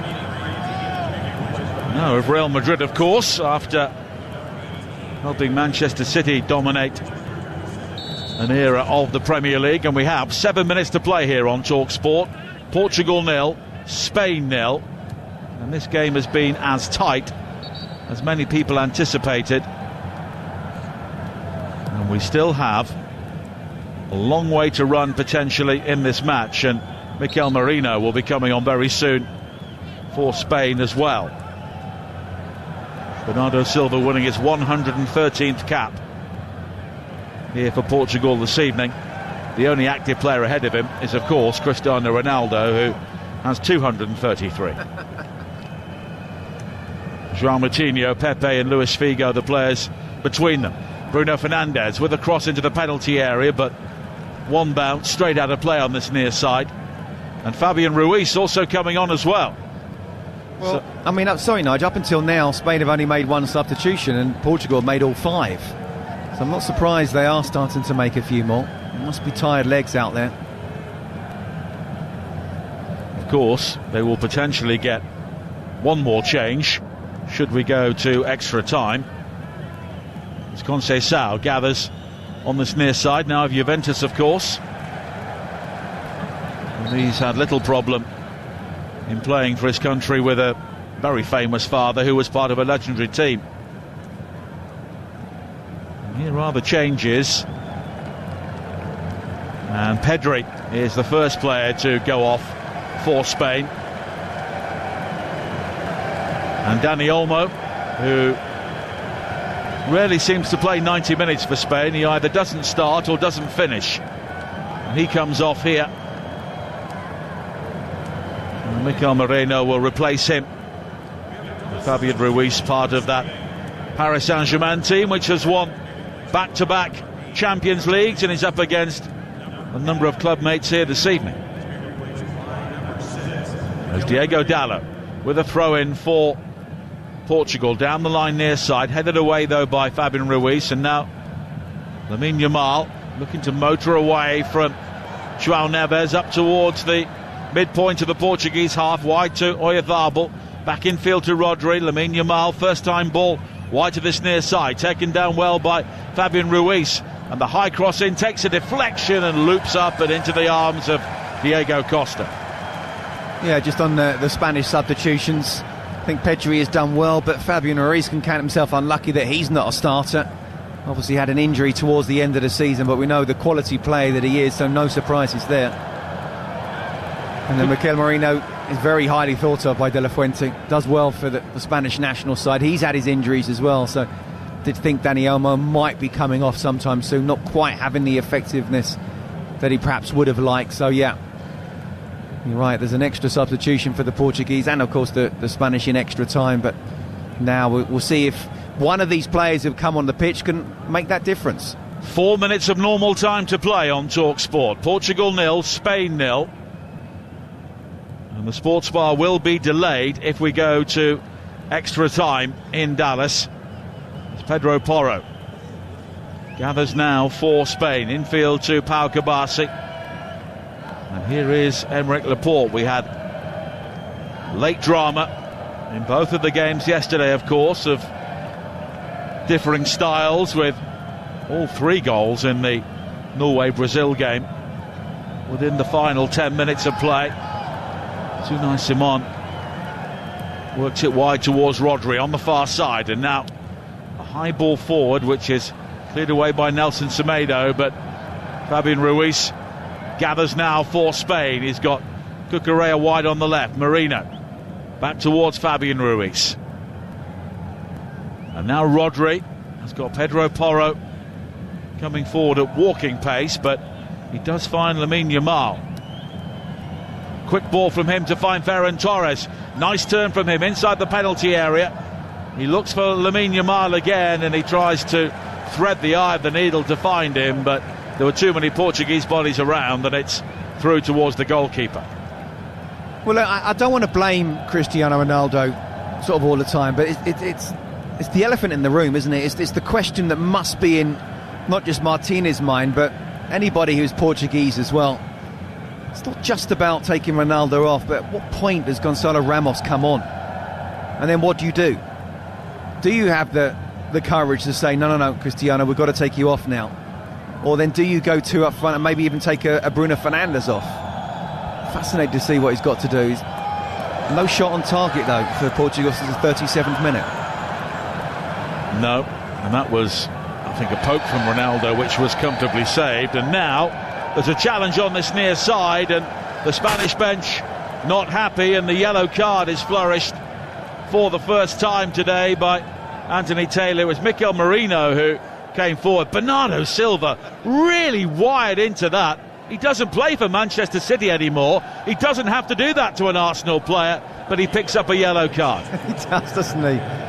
And he's probably 8 stone wet through, and yet wanted to put himself about. I mean, look, it's a foul, it's a yellow card, he has no complaints. He hasn't got used to the pace of the game as yet, but I mean, Roberto Martinez is looking to the sky there. He's thinking, Ramos has to come on, has to. Well, it's cleared away by Unai Simon. Renato Vega rising highest though, then Ruben Diaz tries to knock it wide to the far side. Bernardo Silva clips it over the top, and Emerick Laporte, under pressure from Ronaldo, manages to guide the header back to Unai Simon. And it's the stage of the game now where it'll be a moment of genius or a mistake. Into the 90th minute, it's still 0-0, but Spain pushing on here. And with the quarter-final game in LA on Friday, if this goes to extra time, it becomes a very tight turnaround. Now Lamine Yamal wide on the far side. Semedo is watchful, and support from Rafa Leao. And Pedro Porro has to go all the way back to the halfway line, and Kabasi. And here is Laporte.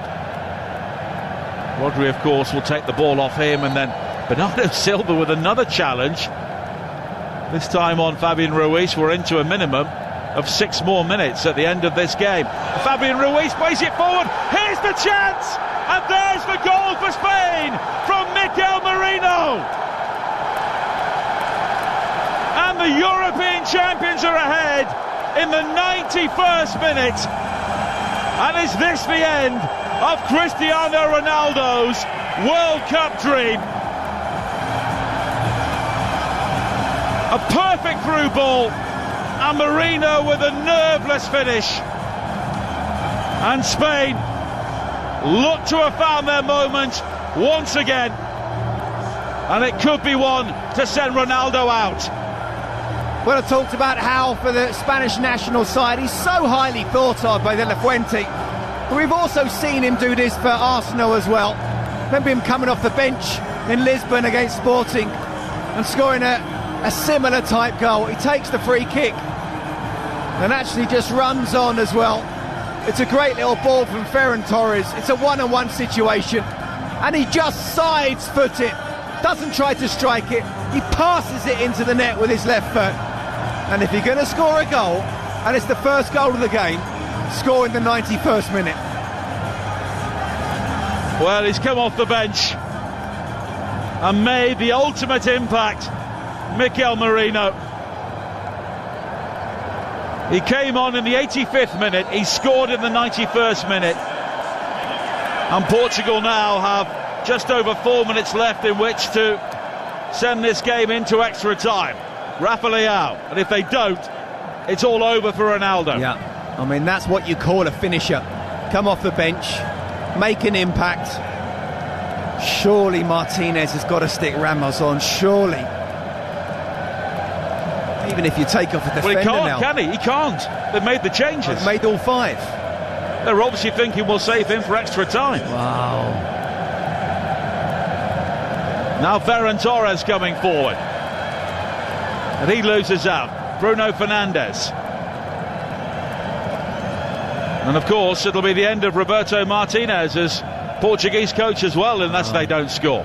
Yeah, we said that, didn't we? In the 83rd minute when Conceição and Bernardo Silva came on, that's their 5. My goodness me. I remember back in Euro 2012 they left Ronaldo for the final penalty in a very tight quarter-final, and he never got there. That's right. Not quite the same, of course, but Ronaldo's still on the field here, and he's about 20 yards outside the penalty area. Rafa Leao tries to bring it forward, and now Lamine Yamal will bring it clear. Spain still yet to concede in this World Cup. It's incredible, isn't it? Absolutely incredible. And to be fair, as much as I don't think they've been particularly great going forward, defensively, in the second half, Portugal have not had a shot on target. Lamine Yamal dragged down there by Renato Vega, and it will be a yellow card for him and a free kick for Spain. And very quickly, time is running out here for Portugal. They'd never managed to reach back-to-back quarter-finals, and it doesn't look as though they will this time. Of course, they lost to Morocco in the last 4 years ago. That looked to be the end of Ronaldo. This will definitely be the end of Ronaldo, on the world stage at least. Rafa Leao, though, coming forward, challenged by Pedro Porro. Back to Nelson Semedo. The cross in, though, headed away at the near post. Bruno Fernandes tries to win it back. Bernardo Silva. Wide towards Conceição. Portugal have got to do something here very quickly. Bruno Fernandes with the high ball in. And it's all the way through to Rafa Leao, who brings the ball under control at the far post. He'll try and take on Pedro Porro. Back to Nelson Semedo, and very quickly Portugal are moving away from goal, but Semedo's done well to find Ruben Diaz. 90 seconds of added time to play. Portugal 0, Spain 1. The cross in, it's headed away at the near post by Kabasi, and then Fabian Ruiz will just hammer the ball long downfield to safety. Diego Dalot going short to Renato Vega. 03717 223344, the number to talk to Jamie O'Hara and Jason Cundy on the sports bar. If Portugal don't score in the next minute or so, they'll be coming up very soon. Bruno Fernandes. And now Renato Vega. They can't lay a glove on Spain. Absolutely nothing there going forward at all. And a high ball wide on the far side goes straight out of play. No, just they've got to try and get the balls in the box, and even when they do, it's a poor quality. You know, Spain, because they work you so hard without the ball, it's so difficult to try and find a way, but you get half a yard, the quality has to come in. It hasn't come in. Look, people will blame Ronaldo, and Gonzalo Ramos, for me, should have been on the pitch. But actually the quality of the service to Ronaldo has not been good enough. But you've got to finish it in Gonzalo Ramos, and where is he? Unbelievable. And Bernardo Silva, wide towards Rafa Leao, clips it in field to Bruno Fernandes. Closing seconds of added time. Portugal a goal down. Now Conceição on the right, whips in the cross, high into the area. Oh, and it's headed over the top. And that was the chance. Bernardo Silva getting there before the goalkeeper, but he couldn't keep the header down. And now Bernardo Silva is having an argument with Rodri, of all people. Rodri smiles at him, and Bernardo Silva's having none of it. He's not having it at all, is he? I don't know why. I mean, it's a great ball in. Who would have thought that Bernardo Silva would be the man there to get in front of the Spanish defenders, and it was in front of Rodri. It was just, he couldn't quite get on top of it to keep it down. But yeah, surprised. The two of the last people I'd have thought would be having an argument right now. Borja Iglesias is now coming on for Mikel Oyarzabal, the Celta Vigo striker, yet to score for Spain. 18 goals last season. I think it's his first involvement in the World Cup. And he's on for barely seconds here. But time is about to expire on Cristiano's World Cup career. And Iglesias, with his first touch, just nudges the ball out of play. It's a throw-in. It's back towards Bernardo Silva. And now Ruben Diaz. Bernardo Silva again. Portugal have got to get the ball forward here. They've got one pacey player on the field, Rafa Leao, but they're not using him. Now Bernardo Silva coming in field again. He looks at Rafa Leao, turns away, and then finally Rafa Leao makes the run, but by the time he plays that ball, Lamine Yamal makes the challenge, and it's a throw-in on the far side. And nearly 2 minutes over the 6 minutes. Got to get it up there. Wide to Conceição. The whole Spanish bench are up here. Conceição has been taken out by Fernando Torres, and this a free kick for Portugal midway inside the Spanish half, and they've got to get everybody forward. Yellow card for Ferran Torres, and this is it. That's a ridiculous tackle from Torres. It really is. He didn't need to go in. He's going away from goal. Marco Correa is by him as well. And now, you know, Anthony Taylor, referees, they normally, even if they're a little bit over now, they allow this passage of play anyway, and even Diogo Costa's going up there. Well, this is the game right here. A free kick for Portugal. If they don't score, Spain are in the quarter-finals, and they are going home. Bruno Fernandes over the free kick, lofts it high, it's flicked on and wide, and it was guided on by João Neves at the near post, and that is it. Spain march on, but it's all over for Cristiano Ronaldo and Portugal. Mikel Merino with the only goal, a minute into added time. Spain yet to concede in this World Cup, heading into the last 8. But for Cristiano Ronaldo, one of the greatest goal scorers of all time, that is surely that on the bigger stage, and he departs as a peripheral figure. Portugal 0, Spain 1. Cristiano Ronaldo stands in the centre of the stadium in Arlington, Texas, a lonely man, but a man that's given everything. His life in a Portugal shirt will end here at the hands of his Iberian neighbours in Spain. At 41 years old, he said he would leave with a clear conscience, not 100%, but 1,000%, because in life and football, I gave everything. I think it's fair to say he has, but in the end, he may have weighed down his Portugal teammates. Such is the size of his reputation and his legacy. Dejected Portugal fans, look on. Give us a call. Sports Bar on the way. Is he the greatest international player ever? What will Cristiano Ronaldo's legacy be? Portugal fans, what about your performance? Your non-performance, really? And then your manager, Roberto Martinez, will be leaving as well. Has he wasted a generation? And, of course, all your reactions to England's win in the early hours out in Mexico as well. Do you believe England can win the World Cup? You can get your calls in right now for Jamie O'Hara and Jason Cundy. 03717 22 33 44. And remember, we'll have USA against Belgium live here at 1 a.m. at the end of Sports Bar. Scott Minto. This Portugal team, in fact, over previous tournaments, have we seen an underperforming Portugal side that they promised much more in terms of the names and quality of player, but truly haven't delivered time and time again?